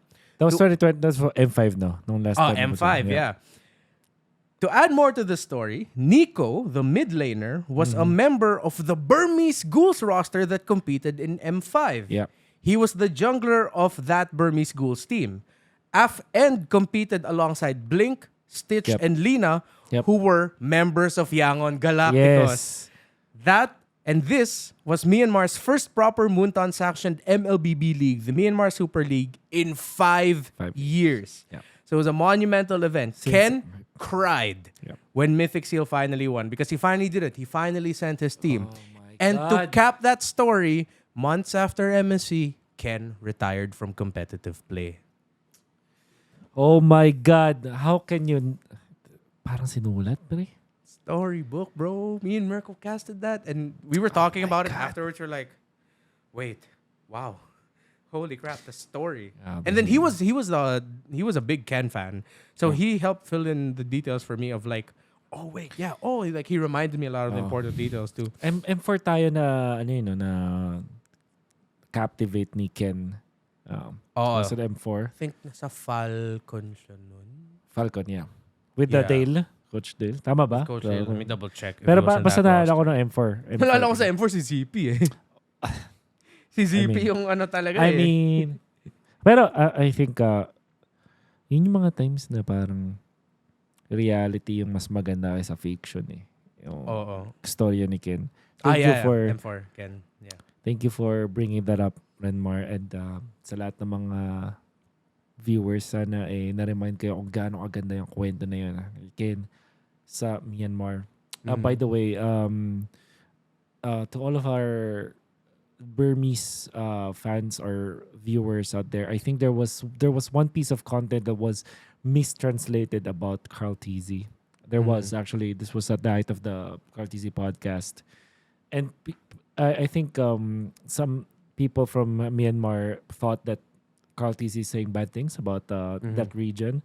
And he only mentioned that because after M2 there was there's something geopolitical that happened with Myanmar, right? That's why they couldn't ride off the momentum of the Burmese Ghouls getting second place or almost winning M2. Carl Tizzy actually commended the players from Myanmar, and all of us feel like Burmese or for other regions are really, really, really good. I honestly felt like Myanmar is like always the dark horses of each international tournament. So I hope that you guys take more time and actually look at the proper translations for that, because I will share it to you later. Renmar, okay. Someone accidentally mistranslated it? Or it was very big 2 weeks ago or 3 weeks ago. Oh. So yeah. Yeah, so shout out to Myanmar. Yeah, obviously. No, I will say this now. There's only like really one country that I could say I get nervous for the Philippines when they go up against. It's any Myanmar team that a Filipino team goes up against. I'm like, yeah. I mean, I still remember what Burmese schools did to us or almost did to us. And then what Falcons did to us against. Yes, sir. In M6. Yes, sir. What almost happened with Falcon Esports. Yes, sir. Yeah. Yeah. So, lots of love to the Myanmar community. Yep. And they are all very intense when it comes to MLBB. If anything, Carl Tizzy respects you so much, especially because he is actually the one that faced up against your team back in M2. So he if there's someone that you can rely on to respect your region, your players, definitely Carl Tizzy. Anyways, so Ken's story para sa'yo. Next ko dito. We already talked about this, but TNC's Rise, season 16. So I will not expand on this any further. Move on now. Actually, yung 2 and 3 ko, na-mention na natin kanina. TNC season 16 and Rora nung season 16. So parang self-explanatory yun sa akin. Yeah. Okay. Mine is a little bit of unknown story for the MLBB space. Okay. In one of the most shocking results of 2025, I really wrote it like this. An unknown team from Egypt called Ultra Legends would rise from the qualifiers all the way to the top of MPL MENA Season 7 by defeating Team Falcons, of all teams, 4-1 in the grand finals. Dark Lord, Quaynok, and Pharaoh were relatively new players compared to the insanely more experienced Team Falcons. Yeah. Although Dark Lord already had a recorded stint in MPL MENA spring 2022, pag binalikan mo yung record niya, after that, parang may malaking gap. And then suddenly, MPL MENA Season 7 champion. Rice Scrim and Throwboy were the only players with substantial MPL MENA experience. So essentially, it's like 3 dudes who barely have any MPL experience. Yeah. There was even a story where I believe it was Dark Lord and Pharaoh who are brothers or cousins, basta may familiar relation sila. And it was either during the qualifiers or some very important leg of the tournament where they ran out of power and their parents or family scrambled to find a rentable office space with Wi-Fi just so that they can compete. Legend of power as in like electricity. Oh, as in electricity. Kuryente. Wala. Legend says they were in the draft or early portions of the game playing with mobile data in the car. Whew. And they would eventually go on to become the champions of MPL MENA Season 7. Yeah. They had a chance to defend their championship in MPL MENA Season 8, but then Team Falcons got their revenge. Sila Bien. Sila Bien. Yeah. So nasa wildcard ba ngayon ng ano? Na wildcard ba sila? They should have a wildcard slot. Right now, though, they are called Axe. Kinuha sila ng ano. Acquired by Axe, alright. Yeah, so Axe is a long time organization for esports. A little bit more like the mid-tier grassroots side, but still has like pretty substantial financial backing. Yeah. Yeah, ayun. So, buti na lang yung mga best moments mo. Hindi, yung sa akin boring eh. Yung kay Oheb lang yung wala, yun lang yung nakatawa sa kasi the last one is MSC Run of TLPH and then the other is the Sean game. I always called it the Sean game. So, meron ako yung Oheb walang pera, TNC, Rora, TLPH yung top 1 and then second to the top is the Sean game. So medyo boring actually if you think about it kumpara dun sa mga na nabigay mo. Meron na lang dito honorable mention which is yung season 15 finals and again sa mga viewers natin, hingin ko ulit ang inyong opinion kasi ito ang aking bold claim. Season 15 which happened nitong 2025 grand finals is for me the best grand finals na naparan natin sa history of MPL. MPL PH. That's still tough. Kasi that's very tough. Para sa akin, 14-15 ang close eh. Yung finals ng Onyx at Aurora. And then, again, you're pitting it up against Season 7, Exe versus Blacklist. And then, there was even Exe versus and then, Season 4. Onyx versus Sunsparks. Diba? Daming magaganda. But, I gotta say, like, just because of the nature of how quality each game is. And then yung draft battle, napanood ko first hand. I think it pwedeng merit siya na best sa ngayon. But I can be wrong. Siguro kailangan kong balikan ulit to. Maybe in January I look at it again and then I will consider everything. But for you na nakikinig ngayon, comment mo naman kung agree ka ba na ito yung best MPL PH finals at kung hindi, mag-comment ka ng sarili mo dyan. Yan. So, yan ang honorable mention ko of 2025. Another one is Asian Games qualifiers. Oh my God. That was sobrang intense ng series din na yun na napanood ko. I was able to cast that. A lot of people are saying I'm glazing TLPH too much. And hindi, you can't blame me kasi before that, ang lakas nila eh. No. Diba? They defeat, and Onyx wasn't that strong. And a lot, yung mga taong, yung sabi, yung sa Balmond, ganun. And only reason why ganun yung reaction ko dun sa Balmond is because I don't want to see King Kong in the Balmond. I want to see him like play Assassins. But at the same time, acting lang yun. Siyempre, Balmond enjoyer ako eh. Okay. Sorry kung lumilipad yung mga topics. Alam, meron akong bagong tawag sa sarili ko ngayon, Renmar. Kasi nag-jungle ako recently eh. Isa na akong utility ito. Utility? So, Yung mga thank you. utility picks pero yung mga pang tito na hits. Sobrang, yes. Perfect. Thank you, Carl TZ, for the Uranus jungle. Thank you, King Kong, for the Balmond jungle. Kasi nadagdagan yung Fredrin ko. So, 3 na yung nagamit. Fredrin, Akay ko, 4 na. Fredrin, Akay, Yura, Balmond. Ano nagamit yan? Utilititos Unite. Yun. So, Asian Games qualifiers. By the way, kung may mga feedback din yung mga tao doon sa casting, tinatanggap ko yun lahat. Thank you for that. Ayun. So, the Sean game is important to me because magaling yung kalaban nila and Liquid actually played so well. And then the fact that Sean performed like that, siya yung second na may highest sa kills with 0 deaths. Yeah. Ang number 1 is Haji. And I think hindi naman siguro masasaktan dito yung nakatapat ni Haji from it. But it's just that to the point, stat padding na yun eh. It was no contest. Yeah. I feel like. This time it was Sean up against TLPH, who just won MSC. Yes. Carl TZ. The entire roster, the names that are there. I get you, yeah. He's playing Kimi laban sa Hayabusa ni Carl TZ. And he still got a 7. Still got 0 deaths. 0 deaths. With 18 pa? 18, 0. 3 or something? Yeah. I know it was also a high assist, but yeah. Yeah. It's 18 deaths. 18 kills. 0 deaths. Clean. Yeah. So, para sa akin yun ang highest, and kung you can say otherwise, but you can change my mind. Para sa akin yun ang highest kills with 0 deaths. That's what I will consider number 1. Ayun. So, boring ang mga top 5 best moments ko compared sa'yo, Renmar. So, thank you. Yeah. Ano pa yung sa'yo? Yeah. Oh, yeah. I have like one last, but this one like a breeze over. Because 1 and 2, I really wanted to give special focus onto like some other lesser known stories. Yep. Third one, guys, we were so close. Munti ka na maging Onic year tong taon na to. If you Onic year. It almost was a completely Onic year. So, my number 3 moments in lore, because I think it really helps solidify Onic in the legacy of MLBB esports as a whole, is Onic as an org. So I'll just recite all my bullets. Onic PH versus Onic ID Grand Finals ng SPS Season 6 APAC.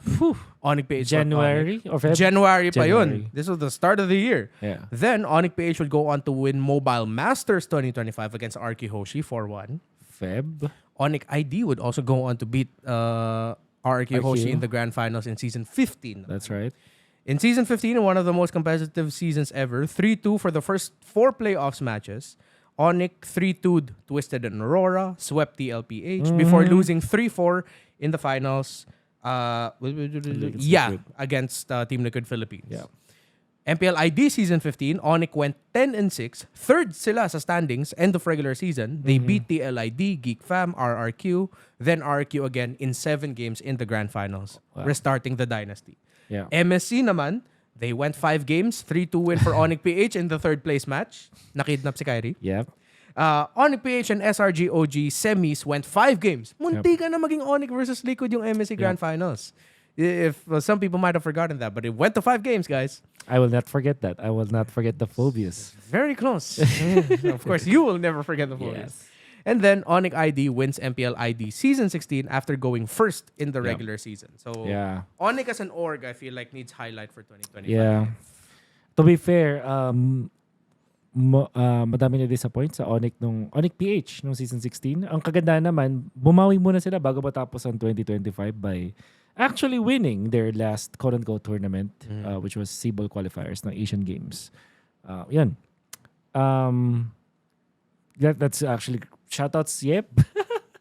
Shoutouts to Yep. VP Yep. Oh my God. Paldo. What I also like about the Season 16 run, I feel like it's a vindication din para kay Coach Adi. Kasi diba for the first time in a long time, it was just Adi.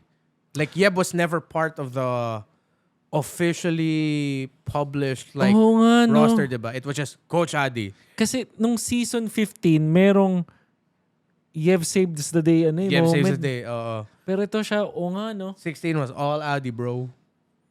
Shoutouts, Coach Adi. Yeah, you deserve it after fighting for Onyx for the longest time. Yeah. Yeah, so guys, kayo din, please comment your best moments of 2025. Marami pang mga, I'm sure there were some moments that we missed out on.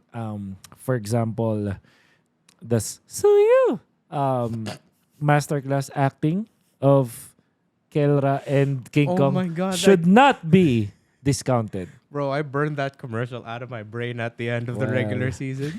Well, Suyu! Yep. At kasi kami mga castard, lagi namin naririnig sa waiting. Oh. Alright. Some of the other lesser best moments. Ito yung mga tidbits na lang talaga. Hindi ko masabing moment sila kasi mga tidbits na lang sila. At very personal. First of all, Falcons almost not making it to the playoffs. Yes. Had to check a lot of check boxes. Sobrang dami nilang kinailangang gawin, which is, by the way, their fault din naman, to be fair. Also their fault. But imagine having to rely on others losing and you winning against Team Liquid of all teams. Solely. And they won. Malungkot lang na hindi sila naka-move on. Pero kasi Liquid din yung katapat nila. So, very difficult spot to be in, actually. But, that is a good moment of 2025 and will go down in history as well as one of the most difficult ways to get into the playoffs. Yep. That entire run deserves a video in its own. Yung parang analysis video. Sadly, the ending will be, unfortunately, Team Falcons would lose to Team Liquid Philippines in the first round of the MPL Philippines Season 16 playoffs 3-1. But, man, that moment. Yep. Week 7. Oh, was that week 7? No, week 8. Yeah, week 8. That was my last cast of the regular season. Day 2. And I had to cast that moment. Bro, God. You know I was emotional. My voice was cracking. The last line in my final call, with the final color call, it was fly high like a falcon. And you could hear my voice shaking, bro. I almost could not get that line out because I was emotional. How crazy was it na Kaja yung winning play din? Meron siyang gustong iba i-divine judgment pero nahuli na lang niya si Sanford. It's like, oh, okay na to. Yeah. Oh my God. What a great moment ng MPL history. Ganun kaganda yung season 16 eh. Yeah. I'm not done yet with season 16. Meron pa akong 3 dito na medyo biased. First is yung relapse nung kumakanta yung ano. Sa mic check. Sa mic check, oh. Yung nabita. Yung yun na yung totoo. Yeah. That was a great moment. It was funny. Yeah, bro, you got to play the guitar. Yeah, and then, for sure. But I think, the way that I look at it is, kung hindi man ako yung tumutugtog, kung walang tumutugtog nun at nag--1 lang sila, I think ganun pa rin yung gagawin ng mga players and everyone. Yung nagpanalo doon yung si Chaco, yung talaga nakatulala siya eh. Yun talaga yun eh. He's relapsing, bro. Pero for sure, iba yung problema niya nun eh. Pero na-connotate lang ng mga tao eh. Is nagre-relapse siya. Another playoffs good tidbit is the puksaan. Shoutouts kay syempre sa ating representatives natin si Chow.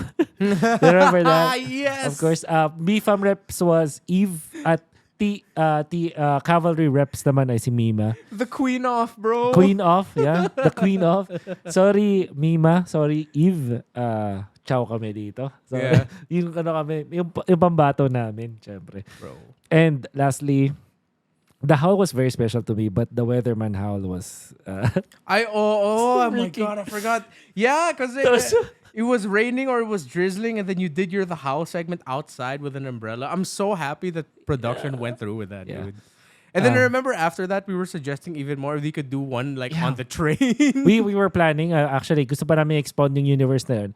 And then we were quick to realize na hindi pala porque naisip mo na ganun, magagawa mo na agad. It was so difficult to pull off another thing like that. But, don't worry. Kung may next season, kung may haul pa sa next season, we will do more. Yan. Yeah. So, baka may biglang random thought dyan na best moment ng 2025 na hindi natin na-mention. I don't remember. Is there anything else? I think I think that's it. Uh, I mean, there's honorable mentions. The fact that we got to see, bro, I never in my life would have thought I'd see Magnus freaking Carlsen watching an MLBB That's game a moment. live. That's a moment. That's a moment. Magnus dude. Carlsen, pare. Oh. The fact that we started showing up more in the other content for the other game titles in EWC, like we were getting Kay Slacks reference daw, for. diba? Kay Shiver. Yeah, with through so Slacks and Shiver, so yay. Yeah. Oh. I never thought our worlds will unite with them. Because for us, when we see like the talents of the other titles, we're like, those are literal gods to us. Yes, yes. For us, we're just like, langgam lang tayo eh. Yeah. Kumpara kay Slacks, Shiver, and the other talents as well. So that was really cool. Yeah, it was cool. All right. So, comment nyo rin ang best moments nyo, be it big or small, ng 2025. Baka may maalala kami bigla dyan. Ano yan? Ano to? Venus handing the crown to JP. Actually, And season JP 16 din. actually taking it, bro. Holy crap. Goated moment. I'm so happy he actually did it. Like, What a great moment. Actually. papasa ko na yung corona sa'yo, dad. Oh. And then the next entrance of Liquid JP does the V crown. Bro. God damn. What a moment. What a It's season. JP. What a season. What a Exactly. season. How do you top that? Diyos ko, season 16, napakaganda. Okay, so, that is, ito yung mga moments natin na napag-usapan. And then dito na tayo sa, isa sa, I wouldn't think na magiging mahirap, but it was actually the most difficult to come up with the top 5 best plays of 2025. I personally, hindi ko siya natapos ng confident ako kasi feeling ko meron ako mga nakalimutan. So ngayon pa lang, sasabihin na namin sa inyo, guys, kung meron kayong naalalang best plays of 2025, please tell us kung ano yung mga yan. Yeah, I'm gonna say this now. I only prepared like 2 off of the top of my head. Ay, okay. That's it. Sige. So can I know yung top 2 mo? Kasi baka pares lang din naman. Well, yung nakidnap si Kyrie ng Onyx. Okay, so that Using is the my honorable mention. Yeah. Oh, that's your honorable mention. Oo. And then the other one, why am I blanking on my other yung sinabi ko sa'yo kanina, yung outplay ni Carl kay Few nung naka-YS si Carl. Okay. That was... Nakakatawa kasi in-interview ko si Carl right after that eh. Carl, I think if you just go to YouTube and just search like Carl TZ Few, sige, tingnan natin. outplay. O baka iba yung lumas eh. Hindi, luma na yan. 16. Oh, there. It's in the short. That one, yeah. So, ito guys. Check mo. Record naman. Hey Jamie, can you bring up the clip? Jamie, give me up the clip. Ayan. You know. It might be music that we can license. So yeah, so this one is like, oh no, Carl's dead. You're gonna get taken out. Few boom. Oh my God! Sabi ni Carl, parang tanggap niyang deads na siya dito. But you gotta understand that this happened during a time where losing streak malala ang Falcons. Yeah. And they badly needed this win. And this was their best performance nung nagdo-losing streak sila. Nung first leg. So dito yung masasabi mong parang Few gave it all. And then of course, madami criticisms kay Few, whatnot. So yeah, the man did his job. He hit his umbrella. Yeah. Talo lang siya sa traceless. Yeah. However, I feel like some people will agree with me na even if they kill Carl here, parang Labo na. malabo na rin. But of course, di natin alam. It was just like icing on the cake though. Yeah. I was like, damn, that's wild. Yeah. So okay, so that being said, meron naman ako na-prepare dito na best place ko. Let's start with ito. Kanina na-mention ko to kay nagkausap kasi kami ni Renmar bago kami mag-start. And sabi ko, ang hirap ng top 5 plays, wala akong maisip. I'm sure na meron, pero parang ang dami masyadong magagandang plays. Tapos yung iba pa, hindi ganun ka-flashy. Ang hirap gumawa ng top 5. At parang sabi ko, nalala mo ba nag-TP play ang Liquid ng finals. Sabi na, that was the ending. Pero hindi pala. Meron pang, para sa akin, mas magandang TP play ang TLPH. And this, I know this all too well, Mr. Renmar, because I am on the receiving end of this. Just to set up itong kwento nito, this was Game 5 of the grand finals of Onyx versus TL in the Season 15 playoffs. Dalawa sa mga pinakamalulupit na teams na na-produce natin ever sa Pilipinas, battling it out. Napakaganda ng draft battle nito. I can make an entire video just explaining yung draft battle ng dalawang teams paano sila nag-adjust. In the end, nagkaroon ng palitan ng Loy. But, this is where we're reminded na sobrang lupit ng TLPH sa macro. At lamang ang Onyx ng 5K and also lamang sila sa long lane in a way. And so, nagkaroon ng matinding clash. Si Brusco, I'm not sure kung in Onyx perspective, parang may error county si Brusco, pero parang hindi lang naman yun yung end all be all na. Sorry, forward ko lang I was casting this and I still can't remember. Diba? It's been a long time. It's been a long time and there's been so many other things I've covered since this. So, pinakita ko lang yung 5K na lamang dito. And then, the actual play, konti lang, move ko lang dito ng konti. Internet. You have to bring down the quality so it loads faster. It's okay. Kasi, okay. So, story again, napakahabang Lord Dance. Kanang start to 23 minutes. That is how we play the Lord Dance in the Philippines, bros. And it's still going on. Yeah. Hindi mo kasi siguro naalala nagteresa si Kirk eh. Oh, like, even just seeing the Teresa right now. Okay, so ito na. Wow. So, good evening, Kaisan. After a very long time, very long Lord Dance, na decide ni Brusco na mag-teleport. Why walk doon sa may top? Of course, fully packed ka naman na. Ito na yan. So, hindi kita dito sa mismong camera to, but look at, ito yung sasabing mistake. Nag-cool down ang flicker ni Brusco at hindi niya tinamaan si Sanji. So, technically, nauntog siya. We will never know kasi hindi natin kita sa camera. So, that was quote-unquote the mistake. But, he still kept going. And, I think this was the game-losing play. So, ayan. Okay, they decided to fight a lot. Nasa gitna pa si Sanford. Yep. Curtis is dead, by the way. Yeah. Ayan. So, say, actually, at this point, sino, Onyx lamang. Lord Dance. Yep. Look at what the freaking Sanford, by the way, body. Tignan mo, nasa sila. Nandun na. Nandun na sa gitna. Can you play it again? Yeah. I mean, sorry, can you put up the volume? Put up the volume. Or will I be able to hear it? And then they couldn't, it's fine. You're supposed to hear this. Yeah, it's fine. No, It'll just be are. our own voices. Bro, that's wild that even now, my brain completely forgot this happened. Diba? I guess kasi kaya ako siya alam kasi I was on the receiving end of this, but of course it was heartbreaking. Yeah. Bakit wala? Whoa, nga no. Man, it's really... Ba't walang tunog to? Dapat meron. Anyways. Really, the liquid signature. So, ulitin natin. Lamang ang Onyx. Brusco. Ito kasi guys, tingnan nyo to. Hindi kita sa camera yung pinuntahan ni Brusco. And again, we cannot fault the observers for not catching this. Ang hirap eh. Pero ito, ito na. Nag-cool down na yung flicker. Nasaan siya? I could assume na nasa to. Parang nauntog siya. I feel like. No, most likely. Because nung na-burnout na yung flicker ni Brusco, nasa kabilang parte na ng pader si Sanji. And I think that was the play. Kasi, as you would know, ang game-winning play ay dahil dun sa Loy. Yep. So, bakit ginagawan ganitong play ni Brusco? Maimo siya. Chip siya.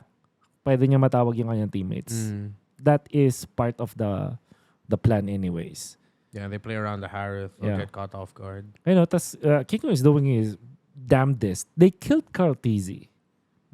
At ang exchange lang was Brusco. Pero kasi hindi nila marirealize yun. And I think if Sanford died much faster, baka may makauwi na. It became a base race eh. Parang okay. Now it's all flashing back. Sobrang importante nito, 38 seconds. Kung 2 seconds late lang itong si Sanji. May minions. May minions, mauusog yan. Oo. Kung nag-spawn na yung minions the moment they did that, Delix na yung liquid dito. Tapos baka si Keldra pa makakatapos. So, ganyan kaganda ang ML sa Pinas. Right. So this is actually one of my best. I think may isa pang TP play na mangyayari yata dito sa Grand Finals na to. Pero kung usapang best play, parang ito ang season 15 best play ko para sa akin. Might even have secured them the Grand Finals. Ayun. Yeah. Wow. Yeah. Damn, what a legit unexpected walk down memory lane. Yes, sir. And it's just this year. And now I just realize how many plays I forget because there's I've been blessed this season. I got to catch so much this season or cover so many games this season that I'm just straight up forgetting now some crazy shit that happened even at the beginning of the year. I can't blame you kasi sobrang daming magagandang nangyayari kasi. Ito, low year na naman. A lot of the things we can remember are all low year related. Low year related. All right, so actually, ito yung top 1 ko. Of all. Is your top 1? Hi, Mia. So, Renmar, I will just remind you, ito MSC game number 3. Nasa hospital ako as this was happening. I actually got hospitalized. It is very true ng mga time na to. Earlier this day, the day before, magkausap kami ni Sir Ref. Kasi I was still part of ONIC ng mga time na to. And nandito ako sa Pilipinas.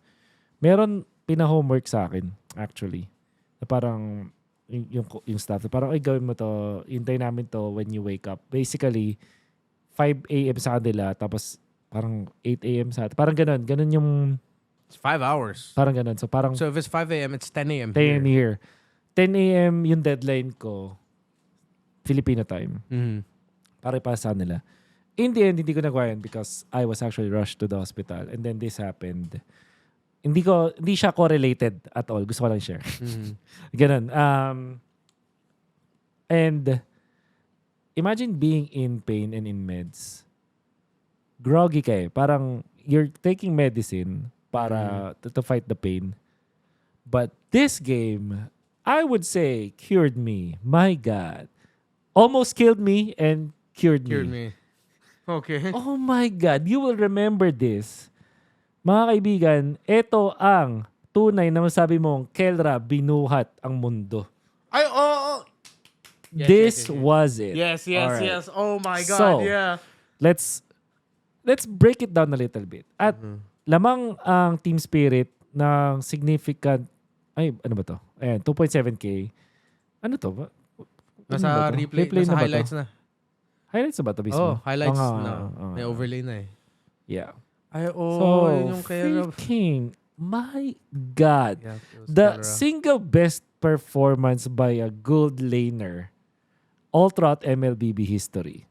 Shoutouts kay Miao. Hello, Miao. Okay, so balikan natin yung important moments. Lord Dance kasi ulit eh. So, lamang ang team spirit ng 2.4K. Pero wala na, hindi na nagmamatay kasi 25 minutes na. Also, wala rin na kasing turrets on team spirit. But they... Onyx Philippines, they make so many mistakes this game. Kaya Team Spirit nakahanap ng advantage. Ayan. So, there will be some poke battle. You can see everybody's just missing everything. Sunset Lover didn't have to pop the Purify pero nakawala pa rin siya from Onyx. Tapos, for some reason, Final Slash hindi rin tumama. Ganun lang ka-importante yung laban. Oh my God, yung Final Slash siya. Oh yeah, I remember. Hiko survives. King Kong is dead. Sawo tries to look for Kelra. Kelra burned the flicker early. So, half HP na rin siya. So, ganun katindi. By the way, si Kid Bomba, so many times this game, mahuhuli niya si King Kong. Balikan niyo na lang yung game.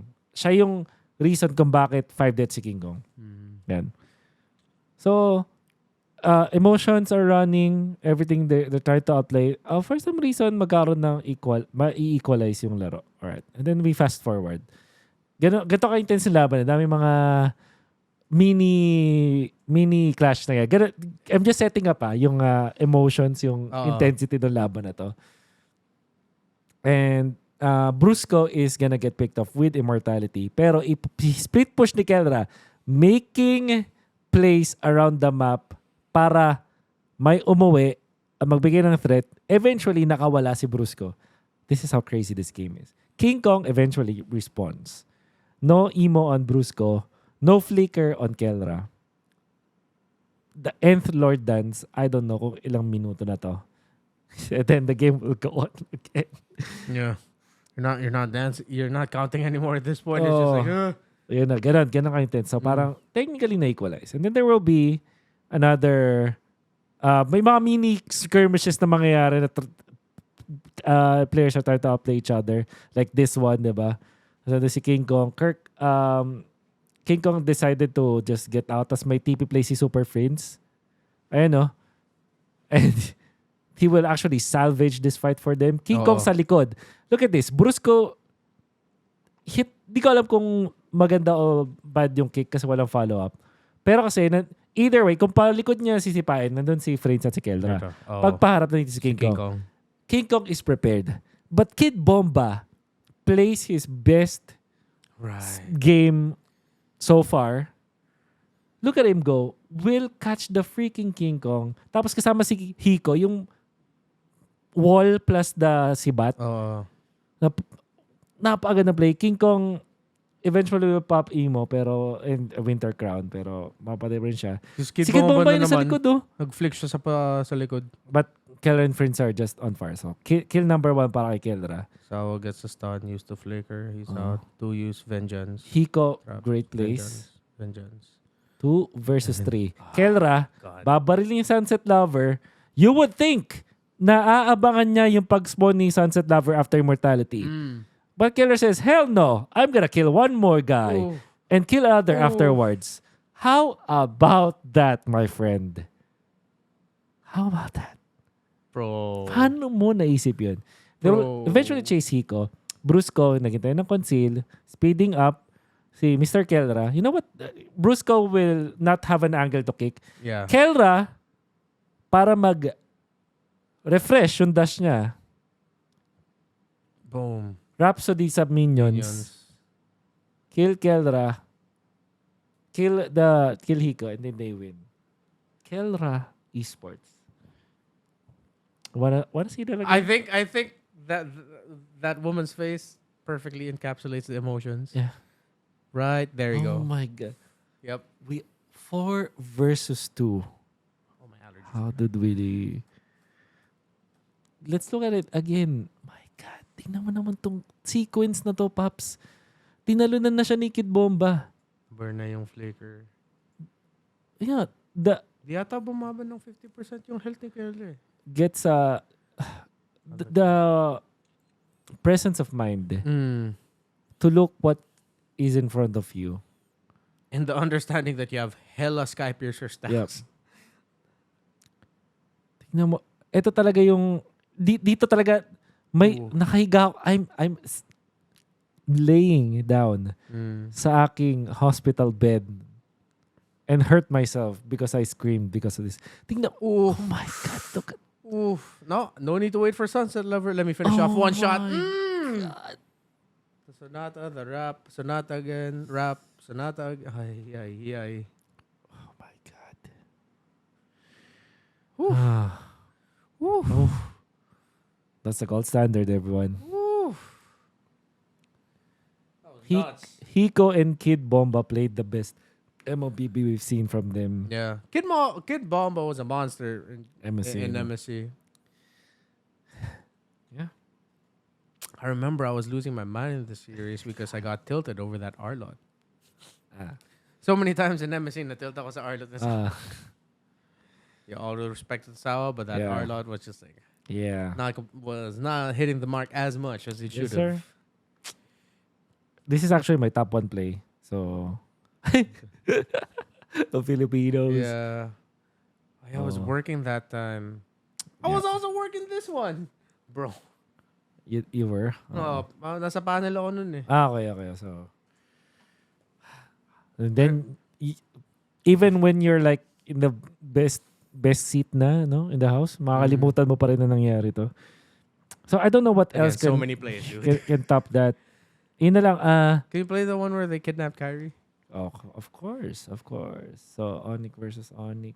That was game 5? Yeah. Onyx versus And what Onyx. makes it so poetic that he was also using a baksha. Yeah. Kumar.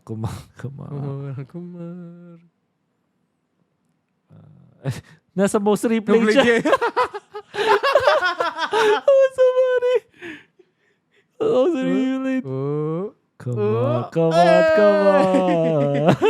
Kasi Sino yung unang tumayo? Si Kirk ba yun? Tigate. Yun reaction ni Kirk. Si Kirk. Siya. Wow. Tapos ano yung reaction ni Kyrie? Meron ba? Sana makita natin. Stone face sila eh. Tawa ata si Kyrie din. Natawa ata si Kyrie din. Ayun, si Kyrie natawa eh. Si Kirk kamot ulo daw.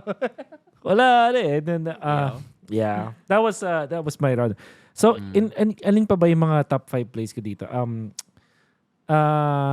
Meron ako dito yung sa Lord Dance ng ano na to, mga runners-up na lang to, guys. Yung Lord Dance ng Onyx versus Liquid ng Sibol Qualis, you have to watch that talaga. Meow, don't jump. Patapos na kami. Patapos na kami. Huwag mo namin guluhin. Meow. So, she pressed so much buttons. So many buttons were pressed. Put that in the top 5 plays. Top 5 plays by me. Sana na-record yung yung talon. Yung talon tsaka yung basically yung soundboard po ay natapaan niya lahat. So, ayun. Alright. So, eto ba, yung Team Liquid comeback versus Onyx ID, yung sibat ni Oheb was also... Inaagaw. That was important. Yep. Siyempre, yung Sanji teleport nung season 16. Yes. Wait lang, Miyaw. Patapusin mo na kami. We're almost done here. Sanford versus SRG nung game 3. Lord Dan, ano pala to? Turtle pa lang to. 7 minutes. Di ko na pa-play pero basically I remember it. Binardagol niya lahat. Madaming highlight play si Sanford actually. All throughout this year. I'm sure na may mention niya yun dyan.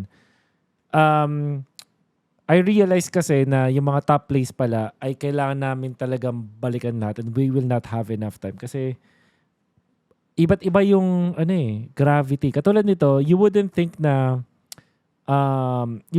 it was a top play until you set up kung gaano ka-importante siya. Katulad nung ginawa ni Sanji, di ba, dun sa Grand Finals. It doesn't look as explosive or as flashy, pero yung weight of the moment matters. Kaya siya naging top plays. Ayun, so comment nyo na rin yung mga top plays nyo of the year. Yeah, basically. And I'm sure there's a lot more that we missed out, especially for the regions we don't get to cover much. Yeah. Please let us know. Share with us the wisdom. There's just a lot of MLBB. And now I think going through this, I really have to revisit the second half of the year to prepare for M7 if ever. Perfect. So whew. We got a lot of preparation. You thought you thought you will remember everything? Akala mo prepared ka namin? Ang dami mo palang babalikan. Nagulat nga. Ang dami ko palang nakalimutan na. And all the things that you mentioned that I'm surprised I forgot, I was there working one way or the other. So best. You're the front row, basically. Yeah, front row ako nun eh. Damn. Okay. But ganyan kaganda at kabulaklak at kalaman ang ating scene sa MPL. That's why masaya. And I'm really looking forward to 2026. Sana meron pa tayong mga malulupit na mga surprises there. Hindi pa tapos ang taon. Madami pang, may SEA Games pa, may Games of the Future. A lot of things can happen. Baka madagdagan pa tong best moments natin in 2025. There's also a big tournament in EECA wherein EVOS Legends and Onyx PH are invited. So watch out for that. I think they're going to be there in an online capacity. Not sure. Are they going to play? Yeah, it says they were invited and they're going to be playing. So they're going to be there. So I'm going to be casting that December 13, 14. But it starts late for us. It's 7 p.m. PH time. Right. Yeah. And then for... SEA Games kasabay nun Well, at least technically hindi makasabay kasi iba yung time zone. Yeah, iba yung time zone. Yeah. And then GOF. Yeah. And then Christmas. And January, as early as January 3rd next year, we'll have wildcards. So, dami ng more ML to watch. Yeah, meron ka pa bang mga gusto pang mga i-bring up ng mga best moments? I don't know. On a personal level maybe? Personal milestone? Personal milestones. Not really. I'm just happy I got to work more. Yeah. Yeah. I love panel hosting. Nice. So that's just a personal thing. Like that's why like if people like are looking for me in the internationals, I'm in the panel. Please watch the panel. I put a lot of care in working with the producers, and even like our producers prepare so much already that even sometimes I'm surprised like I don't need to do a lot of preparation because everything is there. It's just like how do I make sure this gets weaved together properly so that I don't mess up the show that the other people worked hard on making. Yeah. Ganun. So yeah, shout out to all our producers and writers internationally and locally. Yan. Okay. So, Renmar, baka meron kang mga gustong i-promote dyan. You've already mentioned yung mga next cast mo, but yeah, content-wise, meron ka bang mga nakahanda para sa amin? Not so much. I might go back to streaming. We'll see. Because like, I think now, kasi leading up to some major internationals, either I get really active publicly or I go what used to be, shout out, this is a deep cut for old LeBron James lore, Zero Dark 30. That level of like playoffs prep. You won't hear from me, nothing. Next thing you'll see me is already on the broadcast and I'm working because of all the prep that we have to do. Yeah. From time to time, Leo and I share content about Magic the Gathering. So please watch those if you want to get into the game. We are very beginner friendly. Ayan, okay. Mamabudol na ako niyan next. Alright. Renmar. So this is episode 101. And for all of you guys, meron na kasi akong episode 102 and 103. So, meron akong gustong bagong implement, which is, gusto ko yung guest is yung ikaw, magtatanong ka for my next guest. You will leave a question for my next guest. Oh, I like that. Okay. Alright. So, you're gonna be the first one. And ang sasagot sa'yo is for episode 104. Yan, so abangan nyo yan. So, meron ka bang gusto itanong sa next na guest ng AG? But I don't know the guest. You don't know the guest. He doesn't know then yung question. Sige. The question is,